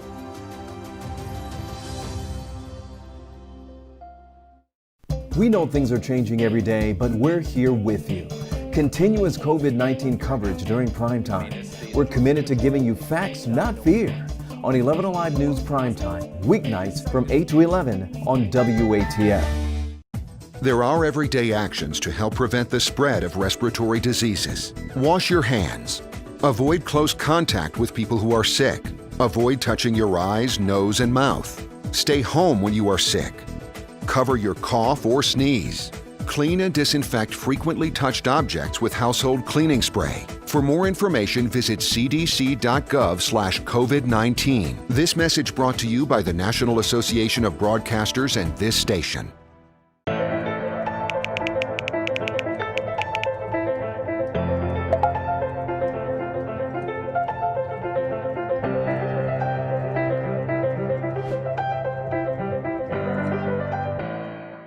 Today at noon on 11 Alive.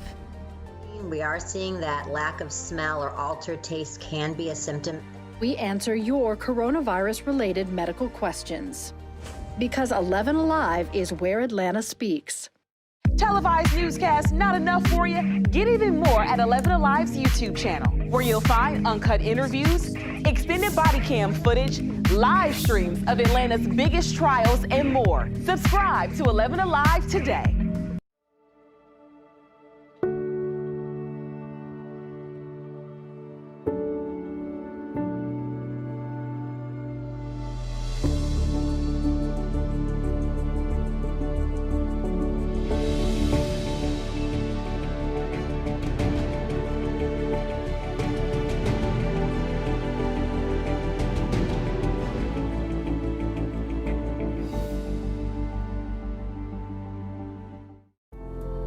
In times of great uncertainty, some things become more clear. The things we take for granted, the people we depend on daily. Here at 11 Alive, we'd like to say thank you. First responders, medical staff, sanitation workers, truck drivers, postal workers, and every brave Georgian doing their part to make a difference. We see you. We hear you. The Fulton DA's race will be among the most watched during Tuesday's primary runoff. Paul Howard, who has held the job the last 23 years, came in second during the June primary to Fani Willis, who worked for Howard for 17 of those years as an assistant prosecutor. Howard talked with us at length about the race Monday. Tonight, we hear from Willis, questioned by our Doug Richards. What do you think this race comes down to? I think it's a choice actually between integrity and corruption, good and bad. I think it's a classic fight, and I think that citizens will have to make a choice. We have a district attorney now that works for his own self-interest, seems to care about the things that benefit him and not the community. Mr. Howard obviously has been a DA for a long time. He hired you, I think. How has he become flawed? He's been flawed in the way he's operated that office. And then if you couple that with the fact that he made this state ethics fine that just came out against him today because he falsified documents to the state. But you and I know that those are the smallest of his worries because he's under a criminal investigation, not just for the stealing of the money from the children, but now also for issuing illegal subpoenas. They're indication of a human being that is more interested in themselves than interested in serving the community. But all of them are flaws, as you call them, and I think that's a very kind way to put it. Let's talk a little bit about the payment to him made by the city of Atlanta. Paul Howard characterized that in an interview as simply requesting a raise. What do you think about that? I think it's ridiculous. I think, first of all, you have a statute that forbids a DA to get more than a $50,000 supplement. There is no nonprofit in the United States of America where 250,000 is what comes in, and 195, 80 to 85% goes into the chief operating officer's pocket. You know, people are downing Kasim Reed, but the truth is Kasim Reed and the city council, they tried to do something altruistic. They tried to see that in our city, we have a gang problem. Let's work with the DA. We'll pour money into his nonprofit. This nonprofit will go and help African-American children. And what he did was completely the opposite of being altruistic. He took that money and put it into his pocket. It's really horrible. It's not a pay raise. He can call it that all he wants, but it's a violation of 4511.5, and it's a criminal offense. I believe he'll be arrested for it and ultimately prosecuted. He has the presumption of innocence, though, right? He does have the presumption of innocence, but the reality, when you represent the citizens, you need to be beyond reproach. Now, we're all human beings. Only one perfect man walked the earth. None of us are perfect.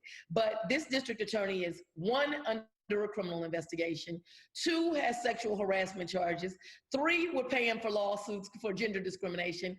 It's too much. He does not have the focus of the people, and his job is singular. His job is to keep us as citizens of Fulton County safe. And he has politely all of these personal distractions. Mr. Howard points out that violent crime has gone down since he took office in 1997. Does he deserve any credit for that? Not really, because violent crime has gone down all over the country. And if you look at Atlanta, we are very much behind many of the major cities. Also, I would tell you now that I'm talking to citizens and law enforcement alike, murders in Atlanta are up 300% this year. Aggravated assaults are up about 100% this year. People feel very afraid, and they have a reason to be very afraid. And so what he gets credit for is being part of an unethical system that is not leading us to be more safe. He has made some points about your endorsement by the Atlanta Police Union. Does your endorsement by the police union make you ineffective in prosecuting police crimes? No. Let me answer the question directly. No, it does not. But Paul Howard would now like to be thought of as the great prosecutor of police that do wrong. We can't even anymore discuss if this is political.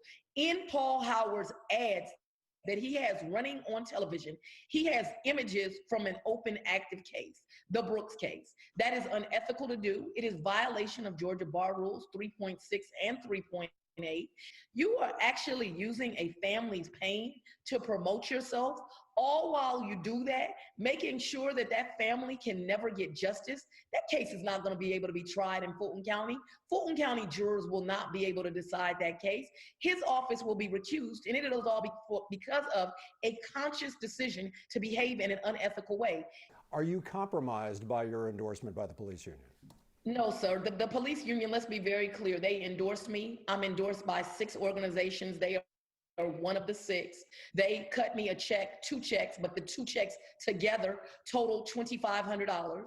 I have raised close to, if not in excess of, $400,000.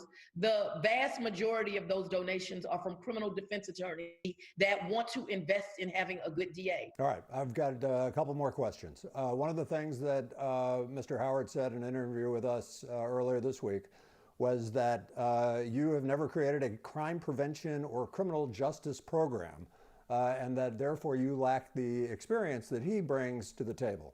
Are you too inexperienced for this job? I would say not. I've been practicing law for 24 years. I've prosecuted well in excess of 100 cases. I've managed teams that consisted of more than a fourth of the office. I have also been very active in the groundwork for some nonprofit organizations, WAVE and things of that nature. But I, unlike him, don't need to take the credit. Mr. Howard creating names and programs, but we learn what he does with nonprofits is put the money in his pocket and they benefit no one. What you're going to have with me is someone that is actually doing the groundwork, which is what I have done with the nonprofits that I have done. I'm actually serving the food, putting together the program, working in the background. I don't need the credit. What I need is to do good for my community. What he needs is to have his name in lights. Okay. Last question. During his interview with us, when he was asked if he lacked vigor after years and years in his office, he said, nobody accused John Lewis of serving too long. Why should you accuse Paul Howard of serving too long? Is that a reasonable comparison? It's not reasonable. The reality is, if he's elected here, this would be his, I think, 7th term as DA. He also served a term as the solicitor. So he's been 28 years as an elected official. You know, my daddy often says insanity is doing the same thing over and expecting a different result. If this community expects a different result with this DA, they are fooling themselves.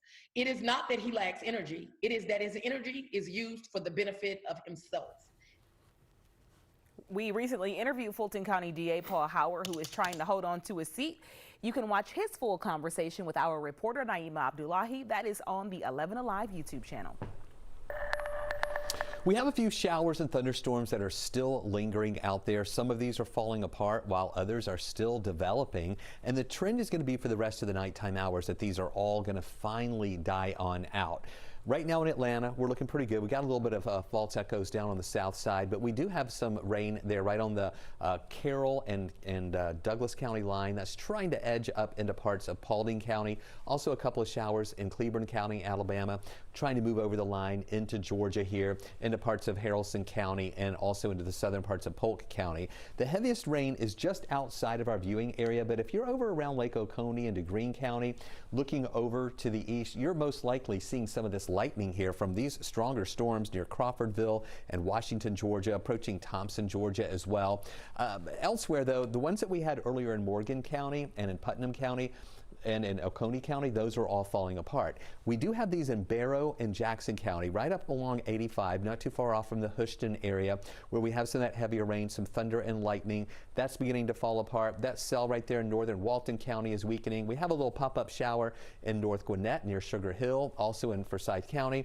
We don't think that those are going to develop anymore. You see how they just kind of popped up and they're mostly going to fall apart as well. Still some heavy rain here in Habersham County with thunder and lightning. That's moving towards Stevens County. And so really the trend tonight is that a lot of these showers and storms are going to fall apart. Take a look at the bigger picture and you can see again that activity that we're watching just to the west of Douglasville. That's right on the Carroll and Douglas County line. That is moving up into Paulding County. We do think that's going to fall apart pretty soon as well. Stay with us. We have just been stuck in this pattern with each and every day having these afternoon storms developing. I'm seeing some slightly drier air for the weekend. I'll let you know how that's going to impact the rain chances. The most powerful weapon of war to ever be used was detonated by the United States and Japan on this day in 1945. The 75th anniversary was going to come as Japan hosted the 2020 Olympics. The Summer Games were postponed, but the people of Hiroshima still want to share their city and their message to the world. Here's Cheryl Preheim. It is a place of contradiction and contrast. Tranquil and beautiful in its views and spirit, even though this place and its people endured destruction the world had never seen then or seen since. It was so sudden, it was so instant. War tore down Hiroshima. The first nuclear weapon that was used in the world.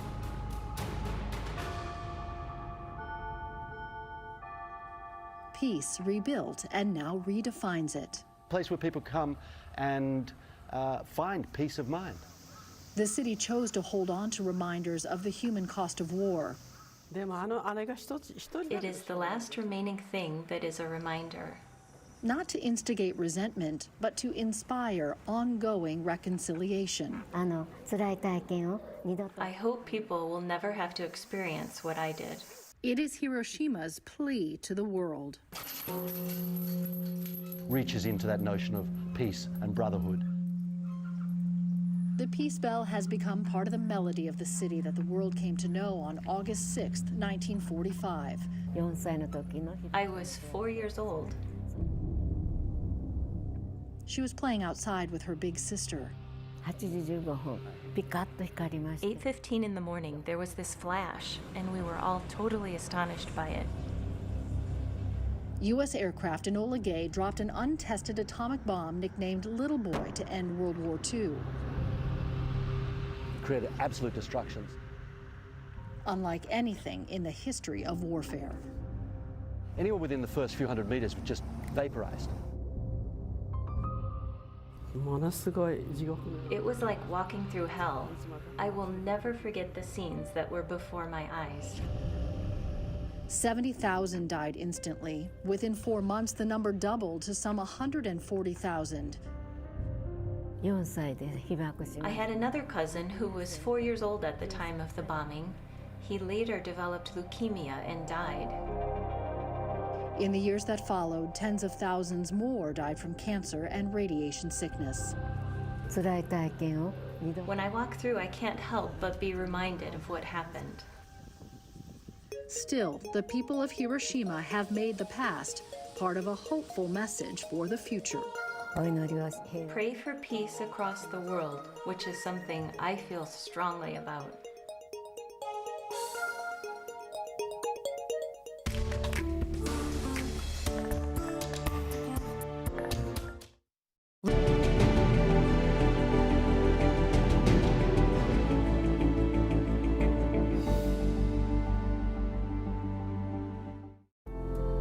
In times of great uncertainty, some things become more clear. The things we take for granted, the people we depend on daily. Here at 11 Alive, we'd like to say thank you. First responders, medical staff, sanitation workers, truck drivers, postal workers, and every brave Georgian doing their part to make a difference. We see you, we hear you, and we appreciate all that you do. Let's start with a viral message going around. Quote, vast majority of people who died had ibuprofen Advil in their system. This message is fake. We just bought 20 dust masks for $97. Are you doing this to help people or are you doing this to make money or both? Both. Take this email sent to the Verify team. Is it safe to have your house cleaned by outside workers? The best practice is to limit guests to emergencies only.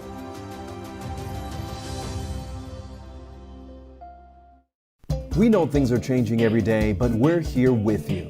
Continuous COVID-19 coverage during prime time. We're committed to giving you facts, not fear. On 11 Alive News Primetime, weeknights from 8 to 11 on WATF. There are everyday actions to help prevent the spread of respiratory diseases. Wash your hands. Avoid close contact with people who are sick. Avoid touching your eyes, nose, and mouth. Stay home when you are sick. Cover your cough or sneeze.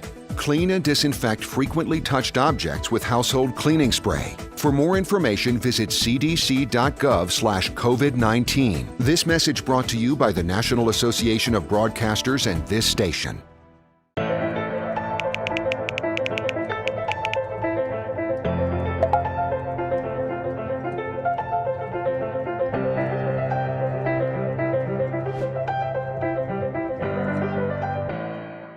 Today at noon on 11 Alive.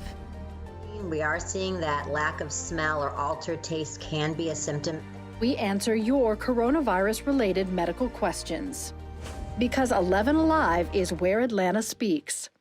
Televised newscasts not enough for you? Get even more at 11 Alive's YouTube channel, where you'll find uncut interviews, extended body cam footage, live streams of Atlanta's biggest trials, and more. Subscribe to 11 Alive today.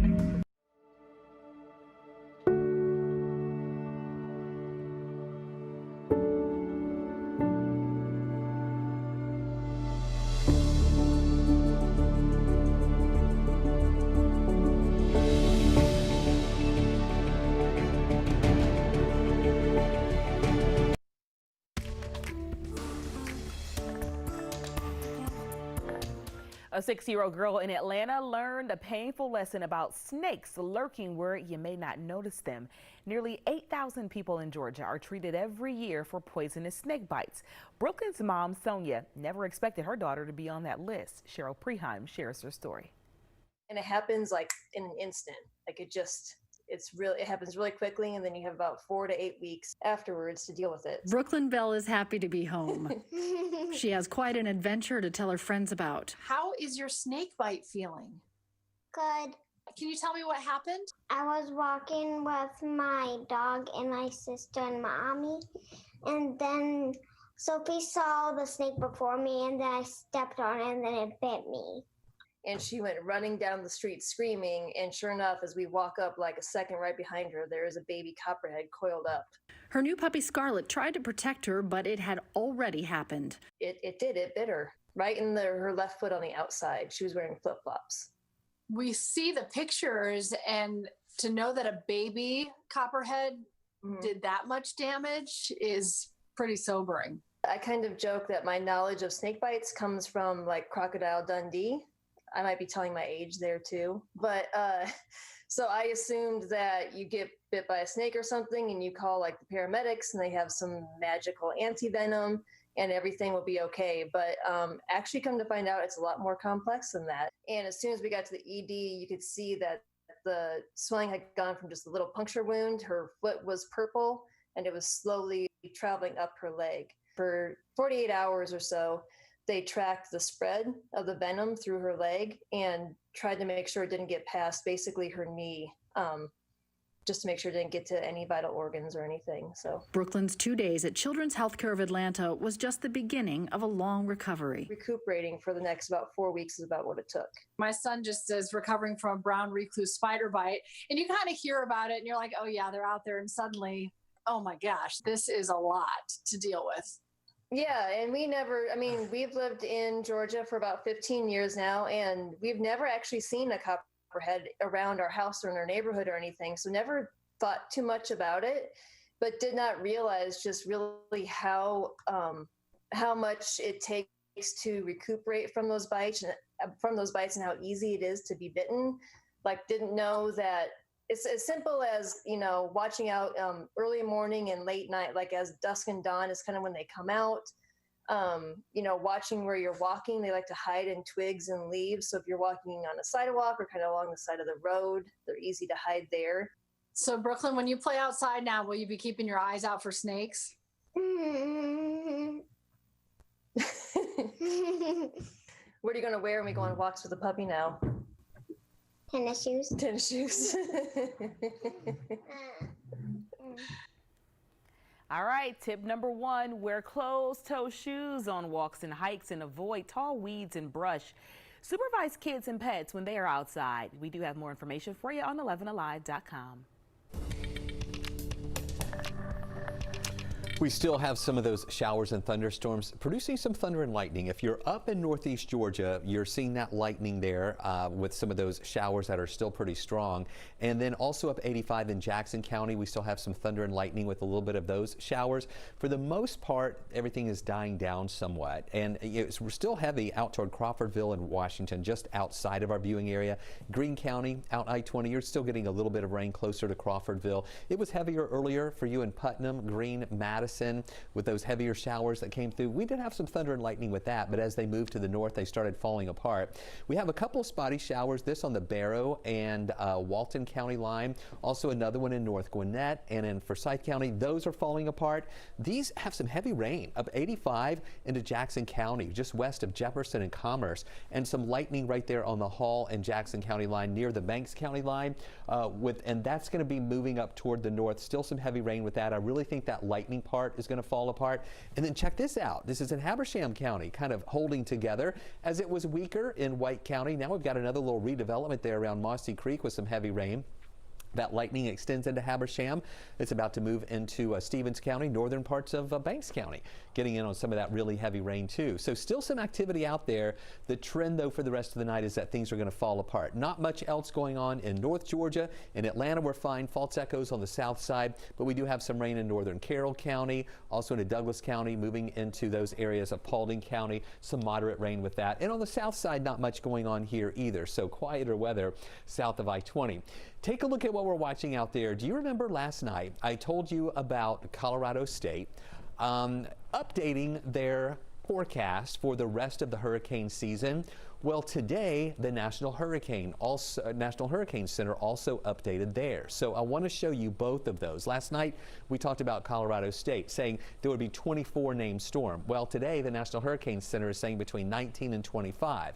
As far as hurricanes, CSU is saying 12 hurricanes this year. Hurricane Center is saying between 7 and 11. And as far as major hurricanes, Colorado State is saying 5, and a National Hurricane Center is saying between 3 and 6. So from all of these numbers, I just want you to know that we're expecting an above average season. It's already been very active. We've had 9 named storms so far this year, and we're not even at the peak. We have stopped at Isaias. The next storm is going to be Josephine, and then we'll continue through the alphabet. And if we run out of names in this list, then it'll go to the Greek alphabet. We might see a Hurricane Alpha or a Beta, so we'll have to wait and see if we make it through all of those names. In the Atlantic Basin, we're not seeing much, not really anything that looks too threatening right now, but we'll keep an eye on this to let you know if anything starts to develop. Our high temperature today, it was a hot one, 91 degrees, a couple of degrees above where we should be for this time of year at 89 degrees. Our lows were mild too, and it's going to be another warm day tomorrow at 91. We'll have a chance for some of those afternoon showers popping up again with that rain chance at 30%. Slightly drier air for the weekend. Saturday and Sunday only a 20% chance for showers. Then back to a 30% chance Monday, 40% Tuesday, Wednesday, and Thursday. And throughout this entire period, each day we'll see high temperatures in the lower 90s.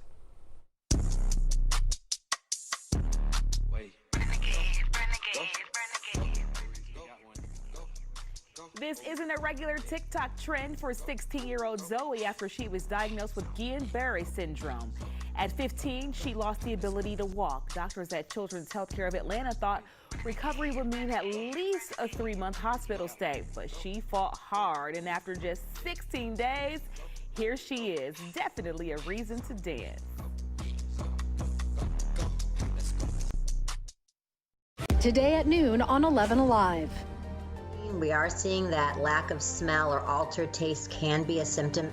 We answer your coronavirus-related medical questions. Because 11 Alive is where Atlanta speaks. Televised newscasts not enough for you? Get even more at 11 Alive's YouTube channel, where you'll find uncut interviews, extended body cam footage, live streams of Atlanta's biggest trials, and more. Subscribe to 11 Alive today.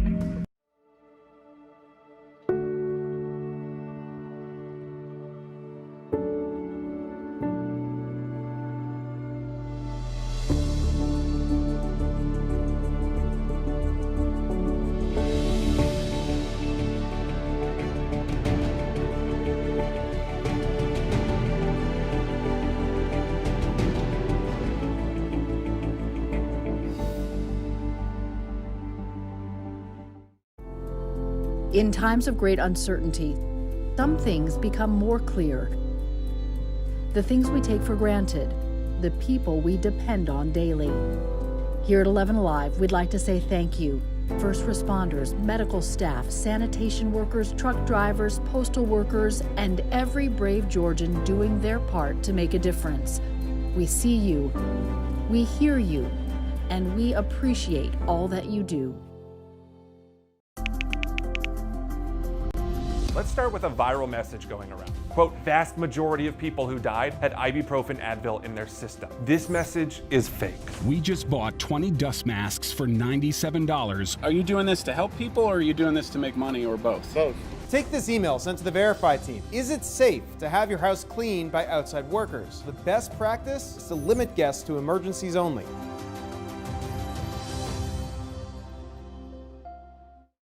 We know things are changing every day, but we're here with you. Continuous COVID-19 coverage during prime time. We're committed to giving you facts, not fear. On 11 Alive News Prime Time, weeknights from 8 to 11 on WATF. There are everyday actions to help prevent the spread of respiratory diseases. Wash your hands. Avoid close contact with people who are sick. Avoid touching your eyes, nose, and mouth. Stay home when you are sick. Cover your cough or sneeze. Clean and disinfect frequently touched objects with household cleaning spray. For more information, visit cdc.gov/COVID-19. This message brought to you by the National Association of Broadcasters and this station.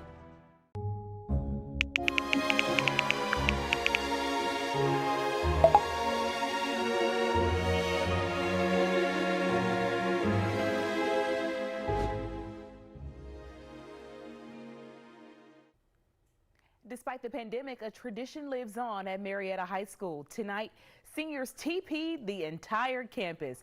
Toilet paper all over the building and the trees.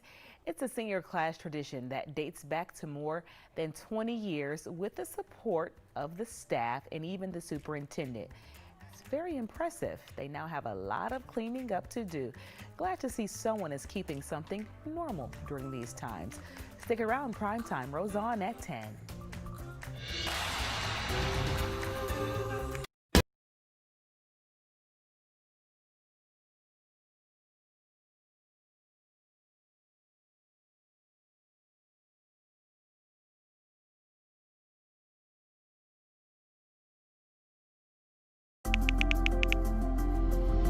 Let's start with a viral message going around. Quote, vast majority of people who died had ibuprofen Advil in their system. This message is fake.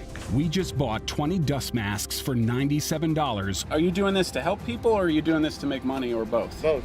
Take this email sent to the Verify team. Is it safe to have your house cleaned by outside workers? The best practice is to limit guests to emergencies only.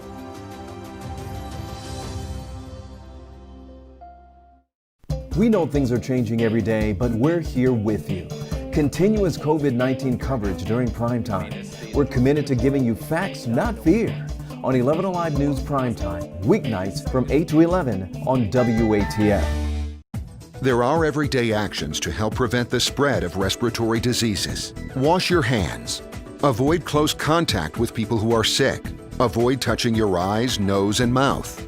Stay home when you are sick. Cover your cough or sneeze. Clean and disinfect frequently touched objects with household cleaning spray. For more information, visit cdc.gov/COVID-19. This message brought to you by the National Association of Broadcasters and this station.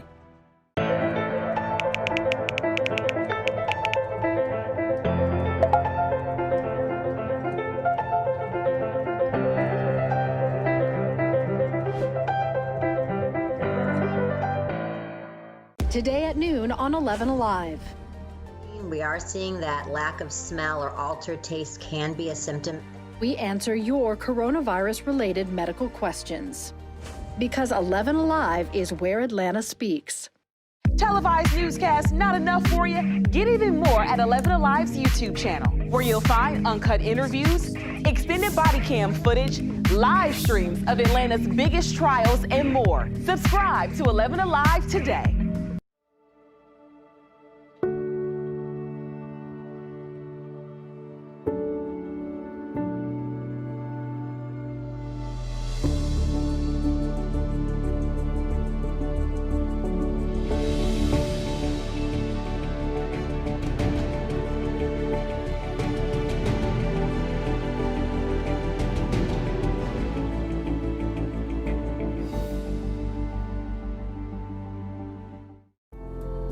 In times of great uncertainty, some things become more clear.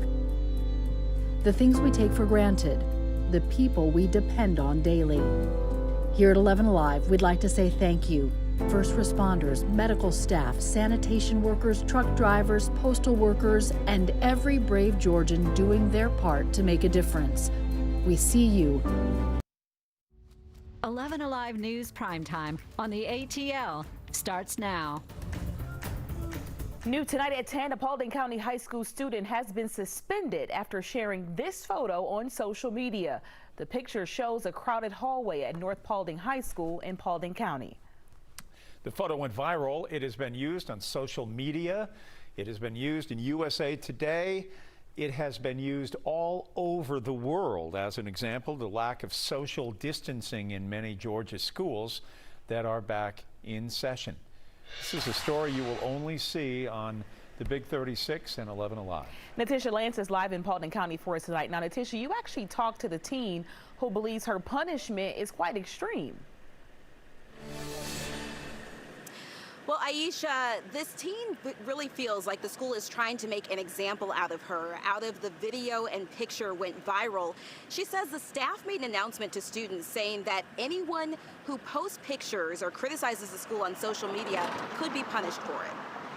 And we thought that I would get a slap on the wrist, especially since it was my first offense. Instead, 15-year-old Hannah Waters says she was given a 5-day suspension for violating 3 out of 4 rules from the Paulding County School District Code of Conduct. It's all because of this photo and a video that went viral. It shows a crammed hallway at North Paulding High School on Tuesday, the second day of school. I was mostly anxious and nervous and scared because this virus is very serious, obviously. So I took that picture out of concern for the county and all the kids there and all the teachers and staff. The next day, the honor student says she was pulled out of class and informed she'd be suspended. I do feel like the suspension, they piled on multiple offenses because every kid uses their cell phone during school. According to the district's code of conduct, Hannah used her phone without permission during school hours, but the code also says 9th to 12th graders are allowed to use phones in the hallway. Hannah is a 10th grader. She also used her phone for social networking, but the teen says she posted to Twitter after school hours, and she recorded other underage students, but says when she took the photo and video, she did not realize she was breaking any rules. A Georgia State law professor tells us students still have a right to free speech even inside public schools. I'd also be interested to know about what kinds of enforcement has historically happened here, right? Are these students being selectively penalized? Hannah did not expect the photo to take off like it has. When she posted it to Twitter, she had 8 followers. Now, more than 800. She says it's not her goal to see the school shut down, but she wants to see masks enforced. I want to stay opened up, but we can't if we don't stay safe. We can't if we don't follow protocols. And we reached out to the Paulding County School District numerous times, but did not hear anything back. All right, Natisha, let's talk about this penalty here. Has the suspension actually started? Is it being enforced? Well, Aisha, Hannah and her family are planning to revisit this with the school district to see if they can possibly lessen or loosen the suspension. However, it's not clear if it's gone into effect as of yet. After they told her there were 2 days of virtual learning and she's been able to go on and do her schoolwork normally. So it's something that they hope to have cleared up by the end of the week. That's quite a story. All right, Natisha, thank you. 2 troubling milestones for Georgia today. The state surpassed 4,000 deaths from COVID-19. Among them, officials confirmed the loss of a young victim, a 17-year-old boy from Chatham County. The only information the state is sharing is that he was an African-American child with no chronic conditions, none that anyone knew about. There are 3,182 new coronavirus cases reported in the state today. The numbers show us how fast and how far the virus is spreading across communities in the state of Georgia. Could it be the beginning of the end for the National Rifle Association, or will the 148-year-old gun rights organization survive? Today, New York State's Attorney General filed a lawsuit seeking to dissolve the NRA. Joe Hankey walks us through the lawsuit and the NRA's response. Joe? Jeff, the response from the NRA coming from the longtime face of the organization, its CEO and Executive Vice President Wayne LaPierre, as well as the NRA's president, who lives right here in Cobb County. For years, the NRA diverted millions and millions of dollars away from its charitable mission for personal use. New York Attorney General Letitia James announced her lawsuit against the NRA following an 18-month investigation. The NRA is registered as a charity in New York.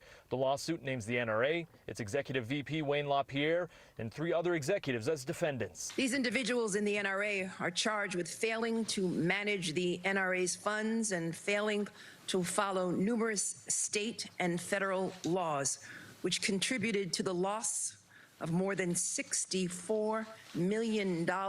LaPierre is accused of spending millions in NRA funds on travel for himself and family, including 8 trips to the Bahamas, and securing a $17 million post-employment contract with the NRA without board approval.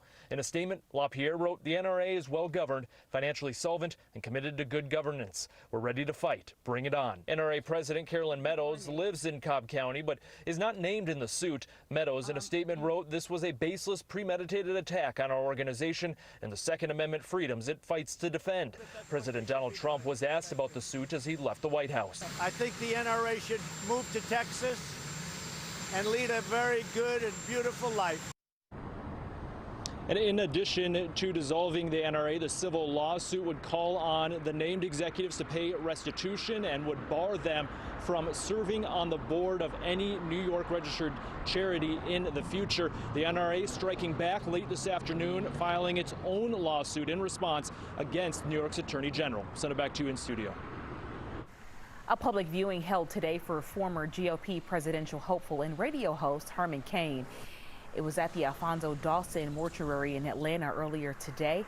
Cain passed away last week after being hospitalized for about a month for COVID-19. He was 74. A private funeral service will be held for him tomorrow. We'll be streaming it live, and you can also find a link for that on 11alive.com. What a remarkable life this Morehouse man led, from the west side of Atlanta to making millions of dollars to being such an influencer. No bond for a young woman accused of killing her friend and former roommate. Jordan Jones is charged in the murder of Clark Atlanta student Alexis Crawford. She is accused of working with her boyfriend to kill Jones and dispose of Crawford's body.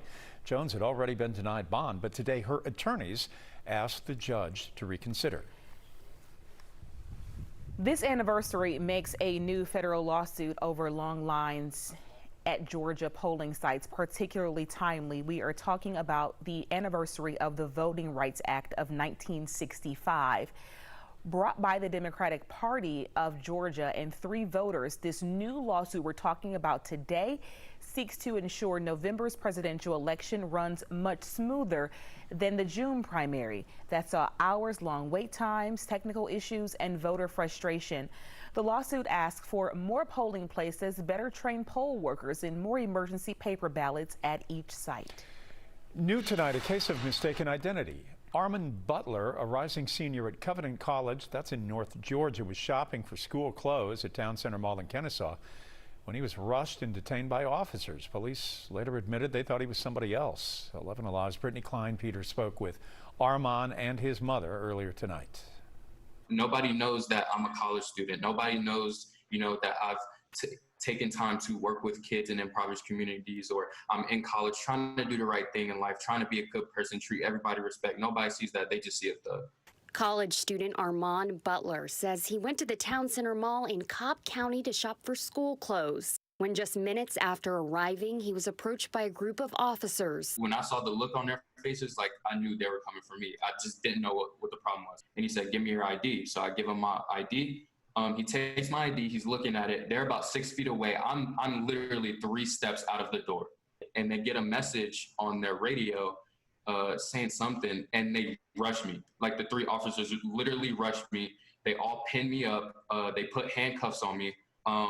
They don't read me my rights. They don't even tell me what's going on.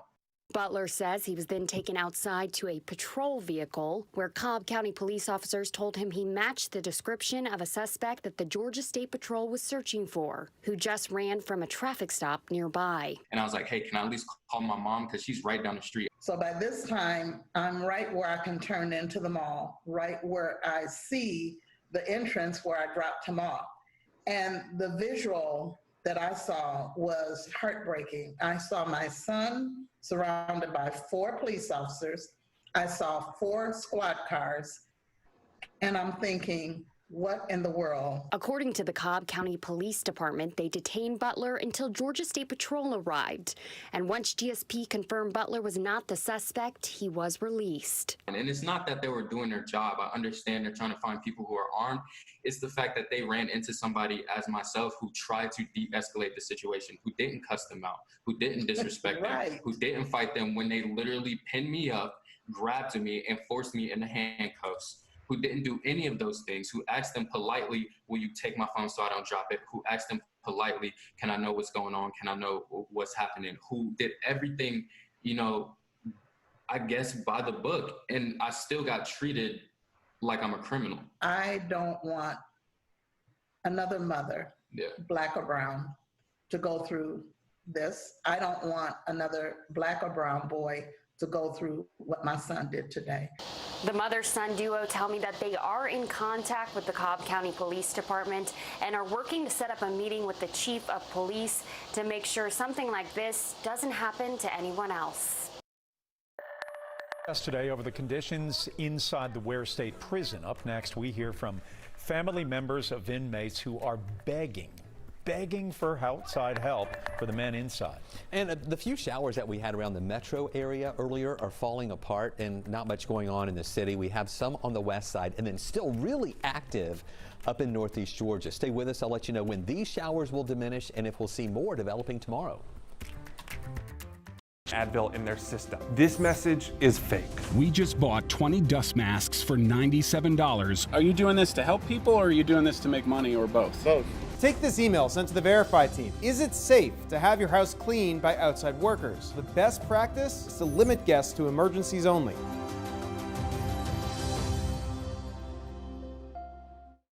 We know things are changing every day, but we're here with you. Continuous COVID-19 coverage during prime time. We're committed to giving you facts, not fear. On 11 Alive News Primetime, weeknights from 8 to 11 on WATF. There are everyday actions to help prevent the spread of respiratory diseases. Wash your hands. Avoid close contact with people who are sick. Avoid touching your eyes, nose, and mouth. Stay home when you are sick. Cover your cough or sneeze. Clean and disinfect frequently touched objects with household cleaning spray. For more information, visit cdc.gov/COVID-19. This message brought to you by the National Association of Broadcasters and this station.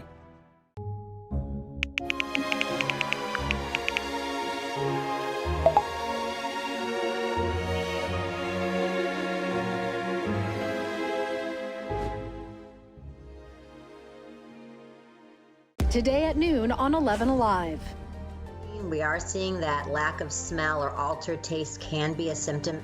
We answer your coronavirus-related medical questions. Because 11 Alive is where Atlanta speaks. Televised newscasts not enough for you? Get even more at 11 Alive's YouTube channel, where you'll find uncut interviews, extended... A follow-up tonight to an exclusive report you saw on Up Late on 11 Alive on Tuesday. Family members continue to allege inmates are subjected to deplorable conditions inside Georgia prisons. During a small protest outside the parole board in Atlanta today, wives of inmates at Ware State Prison claim their husbands are sleeping in showers and have little access to nutritious food. The allegations come days after a weekend of violence inside the same prison. 2 guards and 3 inmates were hurt. Hope For talked to family members who say they're begging for help. We're trying to find out why are our sons being treated in such an inhumane fashion. Minister Dwight Futch spent time in Cobb County Jail in 2012. Slept on the floor, was not given the showers as frequently as we know we should have. Some of his claims are similar to ones made about Ware State Prison in Waycross, where a bloody riot happened over the weekend. Now families are protesting for better conditions. Tamara McIntyre is a former correctional officer. Her husband is a Ware State inmate. McIntyre claims lack of proper food and hygiene has remained a problem. My husband calling me complaining about not eating. I was like, as an ex-correctional, I was like, oh no, you're eating. Well, they wasn't eating. They ain't showering. They're not doing anything but sitting them guys in them cells 24/7. Cell phone video shared with 11 Alive on Tuesday appears to show an inmate describing the conditions inside Ware State, lack of running water and only cheese sandwiches to eat. The Georgia Department of Corrections responded to the allegations. Writing an email, inmates are being provided meals daily and maintenance is checking cells for inoperable toilets. But McIntyre says that's not the story she's getting from her husband. He's like, man, I've been trying to yell to get somebody to get us some water, some food, something. These families say they want conditions in the prison improved for the sake of the inmates and the guards. We're not asking for a favor. We just think it's just a right thing to do. The family says staffing shortages are a problem at prisons all across the state. The Department of Corrections says it has added staff to Ware State. GDC has yet to say what led to this weekend's violent attack. We're one day closer to the weekend. Chief Meteorologist Chris Holcomb joins us with a look at the 65-day forecast. What does it look like, Chris? You know, pretty much the same just about every day. Now, we do have some subtle differences here. I'm sorry. I'm sorry. You know, maybe I've been sitting here too long tonight. You know, we're in this summertime pattern where we get these ever-present afternoon and evening showers that develop, and we still have a few of those out there for tonight. In Atlanta, we're actually looking okay. We've been tracking some of these showers over on the east side that are still strong. We've got some heavy rain up in northeast Georgia, especially getting into Stevens County, closer to Toccoa. The northern parts of Banks County. Look at all that lightning right there with the heavy rain into parts of Habersham County too. That's going to move into Franklin County. And so that's really heavy rain and thunder and lightning. We don't have anything severe with this. Just know it's pretty loud there with all the thunder that's going on. I know a lot of folks are seeing some flashes of lightning up in northeast Georgia too. We've got about 27 lightning strikes in the past 15 minutes. Another little area of rain in parts of Lumpkin County that's about to move into a White County. Nothing really strong with that. These over just to the east of Lake Oconee have been strong. They're showing signs of weakening as they get closer to the South Carolina line. In the city, we're fine. Over on the west side, just a couple of spotty showers. This has been coming out of Carroll and Douglas County, now north of I-20, moving into the southern parts of Paulding County. Also up to the north of that, around Allatoona Lake, a little pop-up shower that has developed there in Bartow County and also into parts of Cherokee County, too. Take a look at this picture, full screen, because I know it's kind of hard to see, but this is from Kimberly Morris in Canton. Kimberly's one of our 11 Alive community storm trackers. We had a severe thunderstorm that came through Canton earlier. We've got numerous reports of damage there, of trees down, and it also had a lot of rain. This is 2.5 inches of rain in her rain gauge just from that heavy downpour, heavy thunderstorm that rolled through there earlier today. It's finally drying out, and we have a little bit of a range of temperatures. In Atlanta, we're still holding on to 72 degrees. I'm sorry, 82 degrees. Wouldn't 72 be nice? But actually, it is 72 in Canton, and that's where they had those storms earlier, and that rain-cooled air really cooled things off. They've been in the lower 70s pretty much throughout the entire evening. Here in Atlanta, we'll see our temperatures moving into the low to mid 70s in the morning. It's going to be a muggy start, but dry here overnight and dry for the first part of the day tomorrow. We're going to go with a 7 on the wasometer. That's our scale from 1 to 11, where an 11 is a perfect day. It's still going to be hot, high temperatures near 91. And yes, once again in the afternoon, we're going to see some of those scattered showers, about a 30% chance for that before we dry out later in the evening. I want you to see this on the map here with our forecast track. Here we are at noon, we're dry. In the afternoon, scattered stuff, but it's not going to be a lot of rain. I think a lot of folks will make it through the day without seeing any rain at all. And then Saturday and Sunday, the rain chance even a little bit lower at 20% with some drier air, maybe not as humid. And then back to a 30% chance Monday, 40% chance for showers Tuesday, Wednesday, and Thursday with high temperatures each day in the 7-day in the lower 90s. Take a look at the weather wow moment. This is from Christine Wilcox in Cornelia.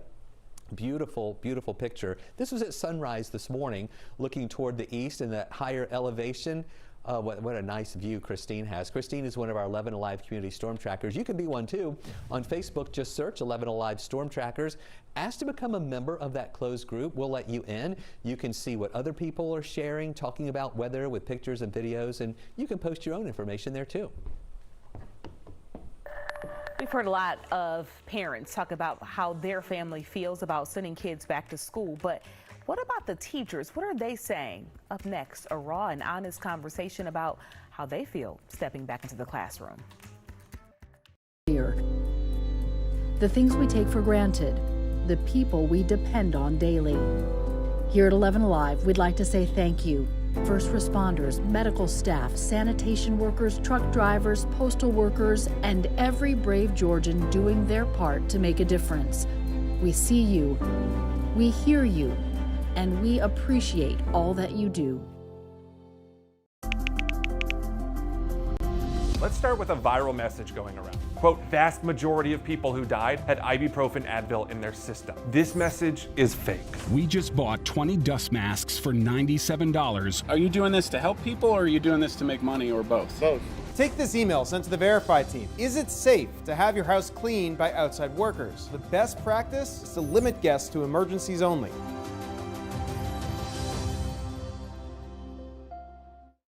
We know things are changing every day, but we're here with you. Continuous COVID-19 coverage during prime time. We're committed to giving you facts, not fear. On 11 Alive News Primetime, weeknights from 8 to 11 on WATF. There are everyday actions to help prevent the spread of respiratory diseases. Wash your hands. Avoid close contact with people who are sick. Avoid touching your eyes, nose, and mouth. Stay home when you are sick. Cover your cough or sneeze. Clean and disinfect frequently touched objects with household cleaning spray. For more information, visit cdc.gov/COVID-19. This message brought to you by the National Association of Broadcasters and this station.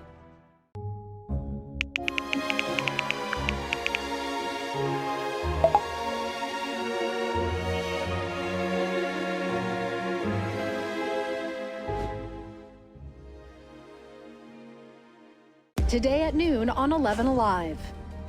We are seeing that lack of smell or altered taste can be a symptom. We answer your coronavirus-related medical questions. Because 11 Alive is where Atlanta speaks. Televised newscasts not enough for you? Get even more at 11 Alive's YouTube channel, where you'll find uncut interviews, extended body cam footage, live streams of Atlanta's biggest trials, and more. Subscribe to 11 Alive today.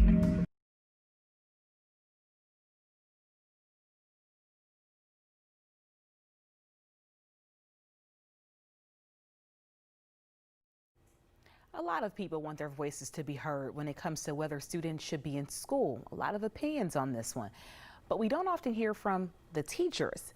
11 Alive is where Atlanta speaks, and Christy Diaz sat down with 5 teachers who work all across the metro to get their thoughts. Good morning. My name is Laurelia Freeman. I'm a high school Spanish teacher. I'm Susanna Swanson, and I am a teacher in the Atlanta area. My name is Steve Bowen. I'm at West Forsyth High School. I'm an elementary music teacher currently in Paulding County. I teach at Hiram Elementary School in Hiram, Georgia. Dead men don't work. Dead teachers don't teach. I think it's a fantastic decision. Because these kids, these students need face-to-face contact. Personally, I have some apprehensions, but I think that's probably natural for all teachers at this point. I'm very concerned. And I really think a lot of teachers are seeing it as a decision between their lives and their work. And it's a horrible decision to be confronted with. I live with someone who is medically fragile, so it is a very close to my heart decision whether or not we go virtual. Our classrooms are not the size of Walmart. We cannot put 24 and 30 children 6 feet apart in these petri dishes of classrooms. And I'm telling them, don't share. When we're teaching children at this developmental age to share. If you want your kids to learn, you do it face-to-face. And even, myself talking to seniors, they were like, we want to be in the classroom. And we always have discussions about their lives and things like that we can't have when they're online. And I am in a high-risk group both because of my health and because I'm African American. I'm really, really concerned about that not being a factor in the decisions. I really feel like literally everybody's talking about us but us. I hear very little commentary or input happening from teachers. My comfort level is important. I can't teach if I have a lot of anxiety. I can't be my best for my students if I'm overwhelmed with being afraid of bringing something home or getting sick. None of us are doing it for the money. None of us are doing it to do it halfway. We're really invested. So I think assuming the best about our motives will go a long way. I can't wait to see them. I'm disappointed that I won't be able to hug them. When I learned of a coworker that had COVID, at what risk do I step back into the classroom? Everybody has a voice in this. There's nobody that's not affected by changes in public education. And Jeff, so many different voices and circumstances here. We hope everyone has the right to choose what's best for them and their family. Time for me to head out to get ready for Up Late, guys. That's where I'll catch you at 11 p.m. on Up Late. I can't imagine a subject that has more diverse opinions than so COVID. Many. There's so many moving parts, and nobody's right, nobody's wrong. There's no clear-cut answer to anything. Not at all, Jeff. It is. All right. Thanks, Aisha. Appreciate it. See you tonight at 11 on 11 Alive. Coming up, the president's campaign firing back tonight after social media platforms removed the president's claims about children and COVID-19.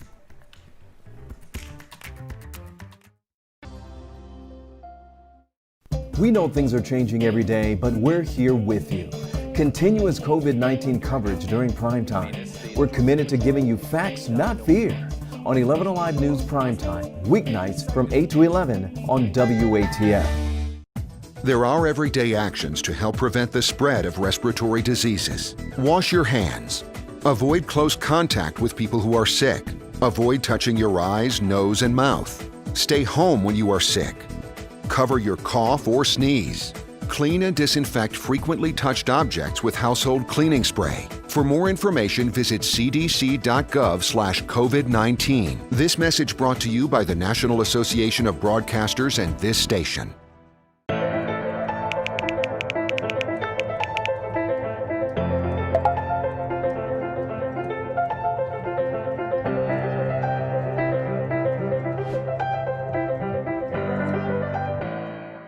Today at noon on 11 Alive. We are seeing that lack of smell or altered taste can be a symptom. We answer your coronavirus-related medical questions. Because 11 Alive is where Atlanta speaks. Televised newscasts not enough for you? Get even more at 11 Alive's YouTube channel, where you'll find uncut interviews, extended body cam footage, live streams of Atlanta's biggest trials, and more. Subscribe to 11 Alive today.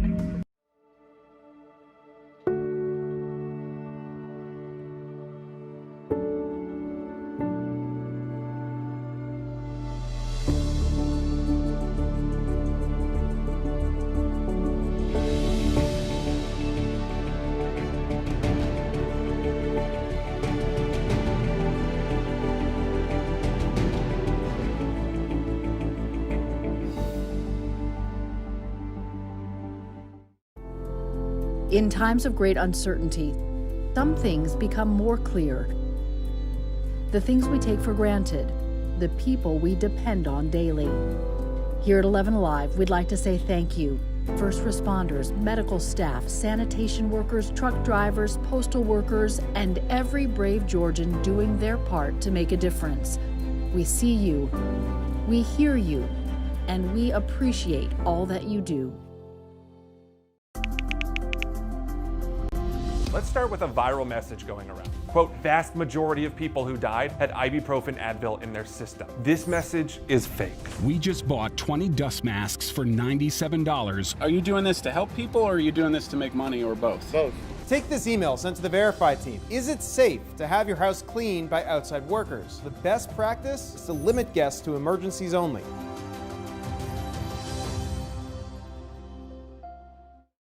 We know things are changing every day, but we're here with you. Continuous COVID-19 coverage during prime time. We're committed to giving you facts, not fear. On 11 Alive News Primetime, weeknights from 8 to 11 on WATF. There are everyday actions to help prevent the spread of respiratory diseases. Wash your hands. Avoid close contact with people who are sick. Avoid touching your eyes, nose, and mouth. Stay home when you are sick.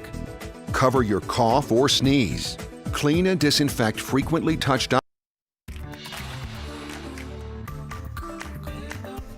8 metro districts have now gone back to school. We surveyed 29 of them to see how they are handling concerns around COVID. Reveal investigator Rebecca Lindstrom breaks it down and shows why one mother believes heading back to class is worth the risk for her family. There is something about being on a horse that changes Aiden's mood in an instant. We drove up, he was upset, he was screaming. I was having to hold him down to get him up here. But now after coming off the horse, he's happy as can be. We have followed Courtney Gibbs and her son Aiden since the start of this pandemic. Aiden has autism. He normally attends school even in the summer, but this year, school, along with most of his therapies, went online or were canceled. Say horse. This one has remained. Gibbs says it is a lifesaver. So is getting her son back into the classroom. Virtual instruction just didn't work. It was a struggle to keep his attention onto the computer. And all of that energy has to go somewhere, even when he has nowhere to go. We're back to kind of throwing, just being aggressive, but I can't change how the world is right now. So it's heartbreaking that I really can't help my child. Gibbs has nervously watched as schools have welcomed students back. Several schools in Cherokee have already shut down a classroom due to COVID. We've seen pictures of crowded hallways, and Barrow opted last minute to go virtual because too many teachers were in quarantine after coming into contact with the virus. My job is not to make decisions. My job is to provide you with information. DeKalb Health Director Dr. Elizabeth Ford says the risk to children is low. Since March, about 13,000 school-age children in Georgia have tested positive for the virus, but that's less than 1% of the more than 1.7 million students in the state, and less than 200 of those that got sick needed hospital care. The symptoms of COVID have been expanded dramatically. First, it was shortness of breath and, but now we're talking about nasal congestion. Cases in children did start to increase in July, and a CDC report about an overnight camp in Georgia that left half of the students and staff with COVID have some worried how far the spike will go. Teachers, cafeteria staff, bus drivers who may not have that robust immune system that a 9-year-old has could be at a much greater risk. We surveyed 29 metro area school districts about their safety protocols. About half plan to immediately welcome students back. And of those, 4 say they will require students and staff to wear masks, at least when social distancing is not possible. 4 schools say they will take the temperatures of every student daily. 2 have specific infection rates that will cause a school to shut down. And 2 so far have given parents a way to track each week the number of cases in each school. How are you weighing the pros and the cons in this decision? I mean, I'm his parent and I know what works for him, but I'm not a teacher, I'm not a therapist. And for him, I mean, everything that we have worked towards since he's 3 years old, he's been in therapy. I mean, I feel like that would all just go down the drain. Her son attends school in Forsyth. 85% of students at Chattahoochee Elementary School have chosen to go back in person. Gibbs says she'll take each day as it comes. As for today, it's hot. You want to go get in the pool? The pool? Yeah. And there's still a few days left for them to enjoy the summer sun. President Trump in Ohio today turning his attention to the economy while his campaign is crying foul after Facebook and Twitter removed posts containing his false claim that children are immune from the coronavirus. Here's NBC's Alice Barr in Washington with the very latest. As researchers race toward a coronavirus vaccine, President Trump saying today one could be ready around the time Americans head to the polls in November. Asked if that would help his re-election chances. It wouldn't hurt, but I'm not doing that. I'm doing it not for the election. I want it fast because I want to save a lot of lives. Health and Human Services Secretary Alex Azar stressing politics will not influence vaccine timing. No. Every effort that we're making is about saving American lives. President Trump today in the key electoral state of Ohio, but not meeting with Governor Mike DeWine, who tested positive in a screening just before the visit. He is not showing any symptoms. The president touring a Whirlpool plant and focusing on the economy as new unemployment claims drop slightly to just under 1.2 million last week, the 20th straight week with more than 1 million claims. But now we're rebuilding. We closed it, we saved millions of lives, and now we're reopening. And with just 90 days to go until the election, Twitter and Facebook are stepping up their efforts to police the truth. Both sites taking down a post from the president and Trump campaign that contained this false claim. If you look at children are almost, and I would almost say definitely, but almost immune from this disease. Facebook labeling that harmful COVID misinformation, while research shows children are less likely to become seriously ill. Some have died, and there are worries that others could be silent spreaders as school districts across the country agonize over whether and how to reopen. Dr. Fauci said earlier this week that his family needs continuous security because some people are angry over his guidance on COVID-19. He says they are facing harassment, even death threats. 11 Alive investigators reported on threats made to Dr. Kathleen Toomey with the Georgia Department of Health as well. It's causing some local health officials across the country to quit their jobs. They don't want any part of that. And all of this in the middle of a pandemic. They say the political and personal pressure is immense. Here's NBC's Kate Snow looking into a troubling issue. Across the country, outrage directed at the people making decisions about controlling this pandemic. You did not listen to we the people. She needs to be fired. Public health officials have gone from obscurity to needing security. We are going to go to her front yard, in front of her sidewalk. Imagine if protesters showed up at the home of the fire chief to protest the way they were managing a fire. That sounds ridiculous. But that's exactly what's been happening to local public health officers as they strive to do their job based on science. Dr. Charity Dean is one of more than 30 health leaders in 18 states who've resigned, retired, or been fired since the pandemic began, amid unprecedented political and personal pressure. Hi, ladies. Hi. We brought together a group of current and former public health officials. How many of you have had personal threats against you? 3 of the 4 of you. Okay. That fear, I've never felt that before. A person posted something to the effect, F her, F them, let's start shooting. Barbara Ferrer oversees 4,500 employees at Los Angeles County's health department. She's been getting threats and hate mail since March. One woman said, that using very foul language, somebody needed to shoot me, and another person volunteered to take that task on. Wait a second. They threatened your life? Yes. We all have to understand how angry people are.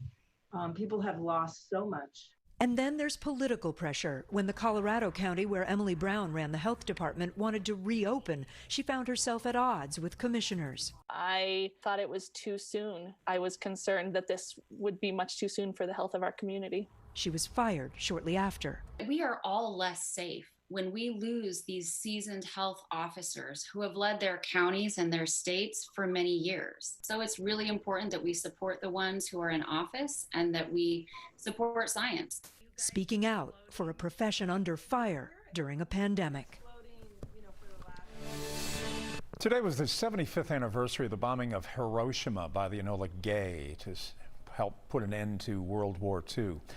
And this as Japan was ready to host the 2020 Olympics. The Summer Games were postponed, but Hiroshima has been a subject much written about going back the last 75 years. So much history, revisionist history as well, so much questions of the morality of the atomic bomb and those times so long ago. Here's Cheryl Preheim. It is a place of contradiction and contrast. Tranquil and beautiful in its views and spirit, even though this place and its people endured destruction the world had never seen then or seen since. It was so sudden, it was so instant. War tore down Hiroshima. The first nuclear weapon that was used in the world.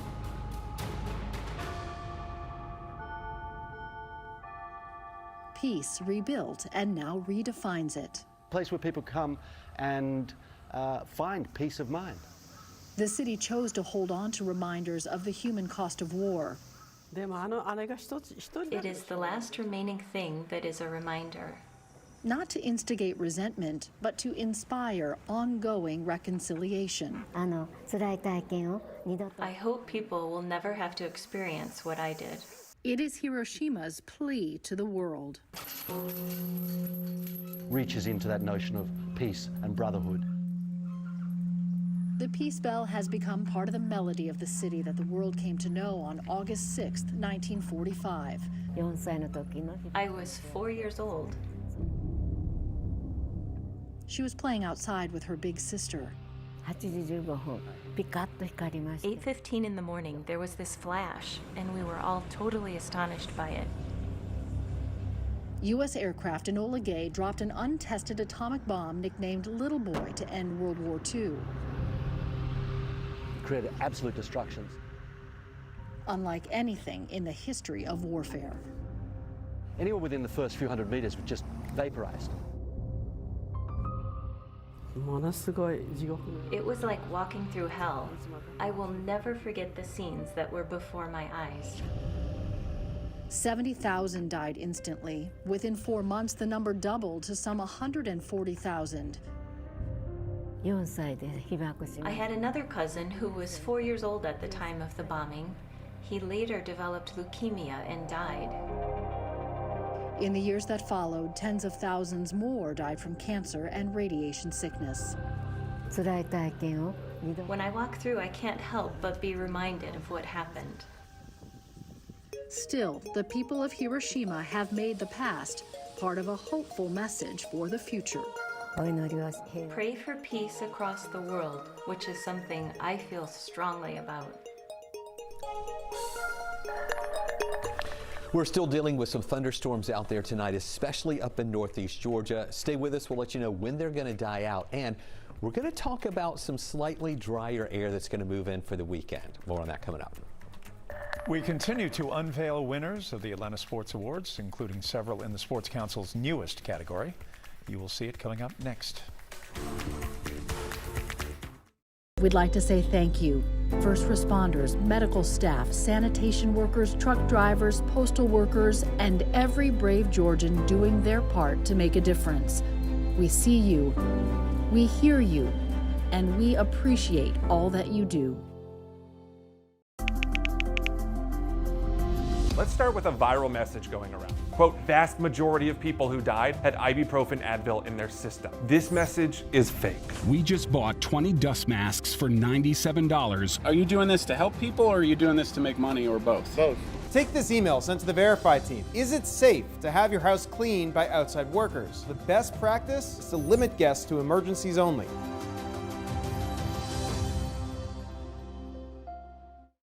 We know things are changing every day, but we're here with you. Continuous COVID-19 coverage during prime time. We're committed to giving you facts, not fear. On 11 Alive News Prime Time, weeknights from 8 to 11 on WATF. There are everyday actions to help prevent the spread of respiratory diseases. Wash your hands. Avoid close contact with people who are sick. Avoid touching your eyes, nose, and mouth. Stay home when you are sick. Cover your cough or sneeze. Clean and disinfect frequently touched objects with household cleaning spray. For more information, visit cdc.gov/COVID-19. This message brought to you by the National Association of Broadcasters and this station.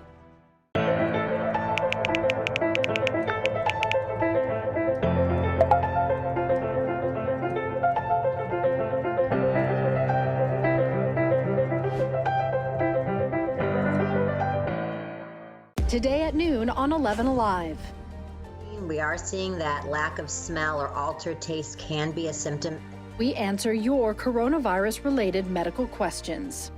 Because 11 Alive is where Atlanta speaks. Televised newscasts not enough for you? Get even more at 11 Alive's YouTube channel, where you'll find uncut interviews, extended body cam footage, live streams of Atlanta's biggest trials, and more. Subscribe to 11 Alive today.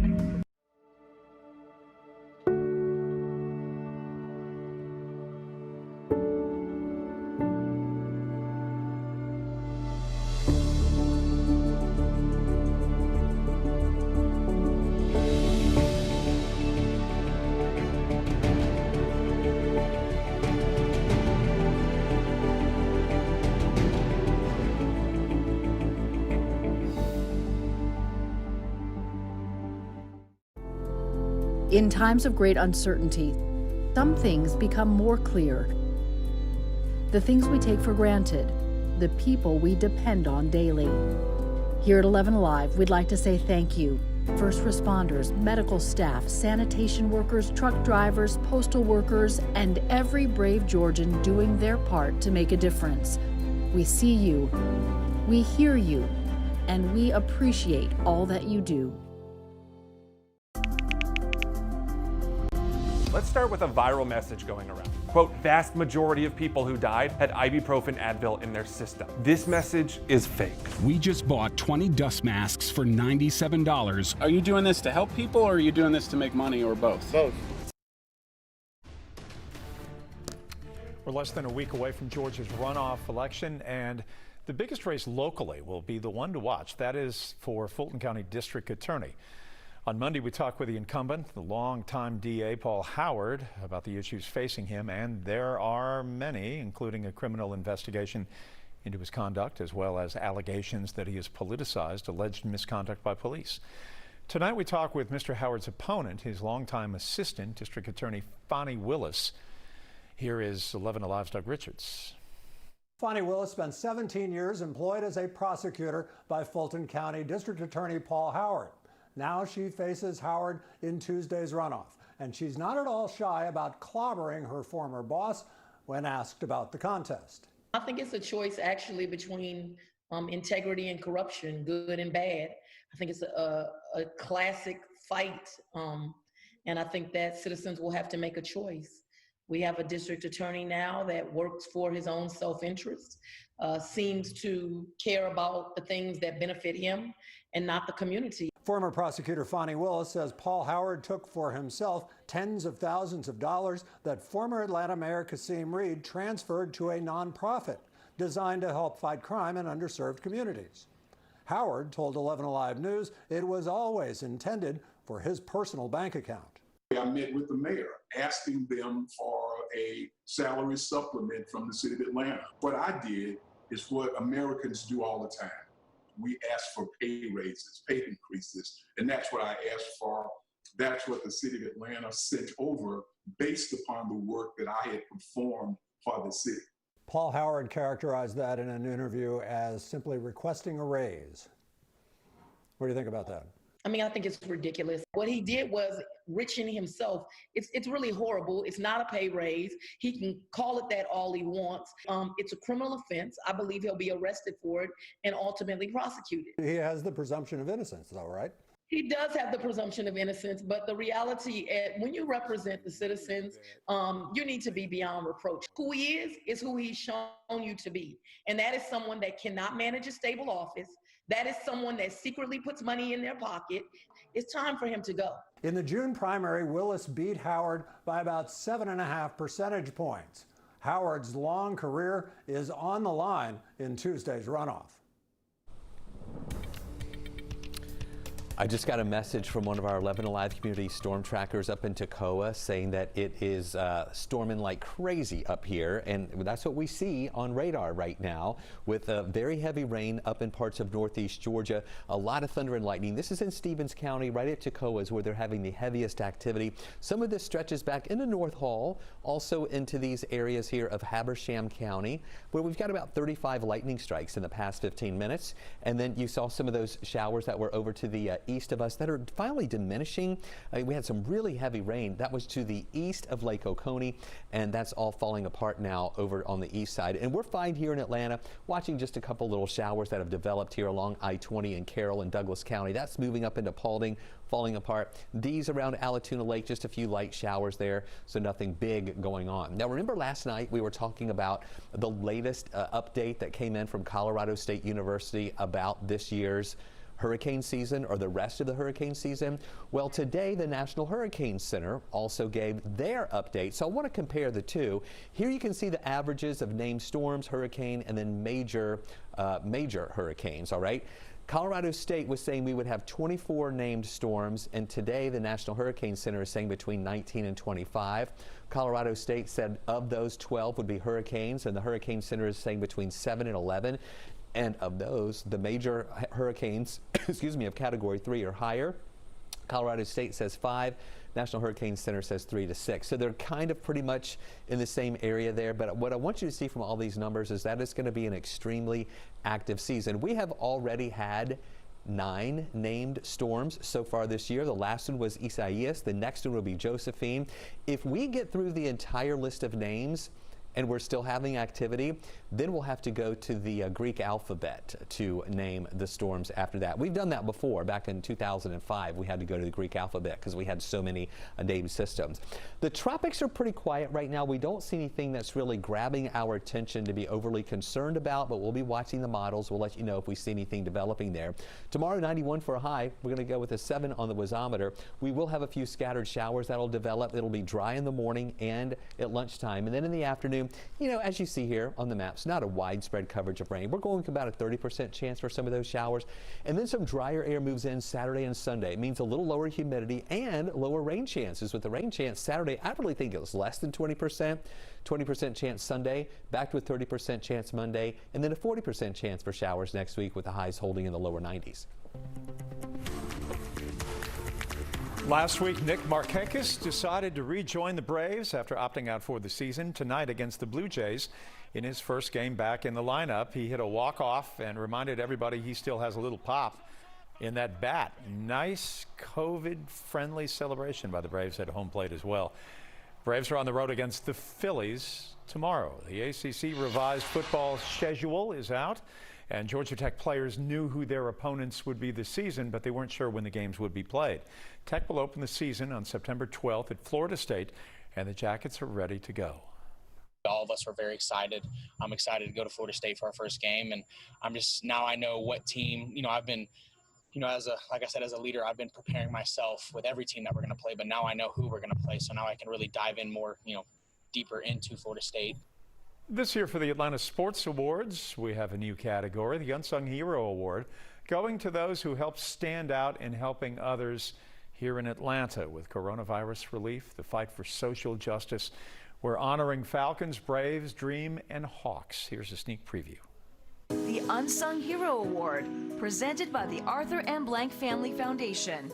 A charitable heart for the community comes from just the love I have for people. I'm the head coach of a professional sports team, which automatically ties me to being connected with the community. So I want to use my platform and our platform to not allow people to turn their heads away from what's going on in our society. We were shut down for what amounted to be about 134 days. The concessions workers and game day workers, they weren't receiving a paycheck. So we started a disaster relief fund with over $1 million. June 18th is when I sent out the tweet saying that I was going to opt out of the WNBA season this year. What led me to that decision was the string of tragedy. And during that time, it was just so much lockdown going on and everybody was getting out. So with the people and the first responders, felt like the smallest thing I could do is provide a meal. I was born a black man, and I know one day I'll die a black man, but I don't want to die because I'm a black man. Connecting voters to politics so they understand why it's important for them to vote. One of the things that we thought we could do is redeploy the food and beverage and serve some 100,000 meals. And there is so much more to come with the Atlanta Sports Awards. Great stories, celebrity guest appearances. You can catch it August 15th on 11 Alive with an encore the following day. That is it for sports. We'll wrap things up right after this.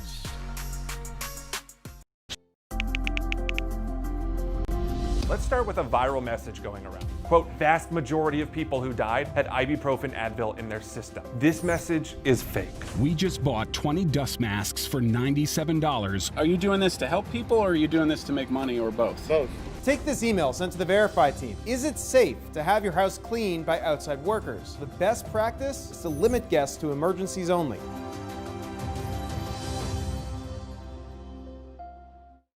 We know things are changing every day, but we're here with you. Continuous COVID-19 coverage during prime time. We're committed to giving you facts, not fear. On 11 Alive News Primetime, weeknights from 8 to 11 on WATF. There are everyday actions to help prevent the spread of respiratory diseases. Wash your hands. Avoid close contact with people who are sick. Avoid touching your eyes, nose, and mouth. Stay home when you are sick. Cover your cough or sneeze.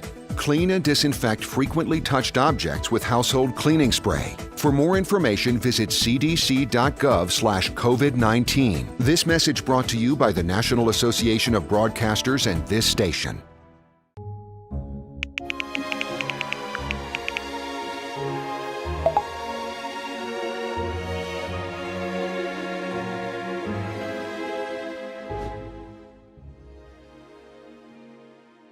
Today at noon on 11 Alive. We are seeing that lack of smell or altered taste can be a symptom. We answer your coronavirus-related medical questions. Because 11 Alive is where Atlanta speaks. Televised newscasts not enough for you? Get even more at 11 Alive's YouTube channel, where you'll find uncut interviews, extended body cam footage, live streams of Atlanta's biggest trials, and more. Subscribe to 11 Alive today.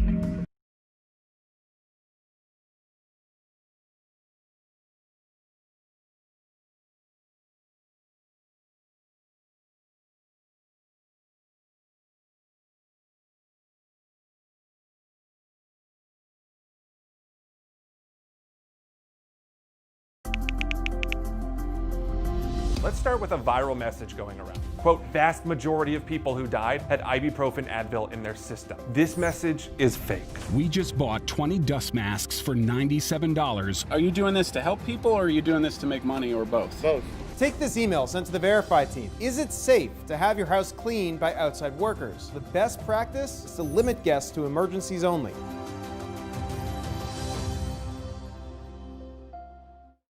We know things are changing every day, but we're here with you. Continuous COVID-19 coverage during prime time. We're committed to giving you facts, not fear. On 11 Alive News Primetime, weeknights from 8 to 11 on WATF. There are We're watching those rain chances holding at about 30% tomorrow afternoon. Again, it's that afternoon and evening variety with the high of 91, and then a 20% chance Saturday and Sunday. Slightly drier air for the weekend, not bad, but still hot at 93. And then a 30% chance for showers Monday, 40% chance Tuesday, Wednesday, and Thursday. Thank you, and thank you for watching. We always appreciate it. Up late on 11 Alive, fires up in about 2 minutes. That's it for us. We always enjoy having you here with us.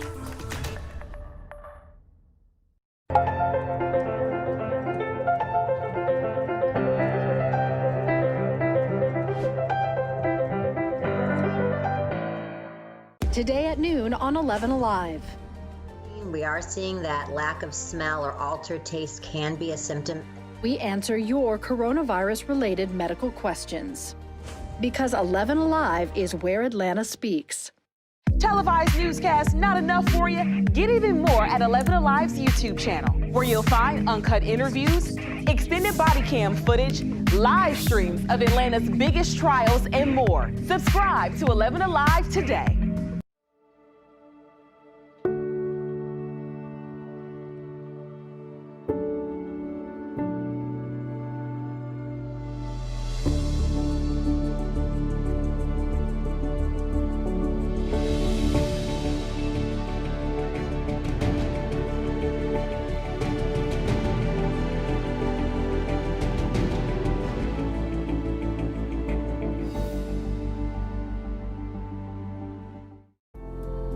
In times of great uncertainty, some things become more clear.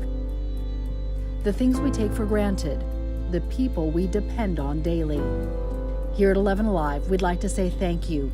First responders, medical staff, sanitation workers, truck drivers, postal workers, and every brave Georgian doing their part to make a difference. We see you, we hear you, and we appreciate all that you do. Let's start with a viral message going around. Quote, vast majority of people who died had ibuprofen Advil in their system. This message is fake. We just bought 20 dust masks for $97. Are you doing this to help people or are you doing this to make money or both? Both. Take this email sent to the Verify team. Is it safe to have your house cleaned by outside workers? The best practice is to limit guests to emergencies only.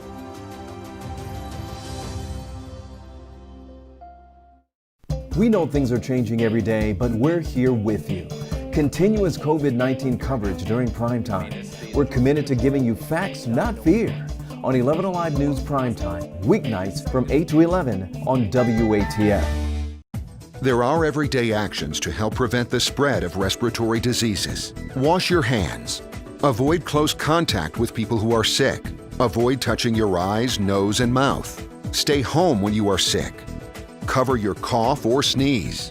Clean and disinfect frequently touched objects with household cleaning spray. For more information, visit cdc.gov/COVID-19. This message brought to you by the National Association of Broadcasters and this station.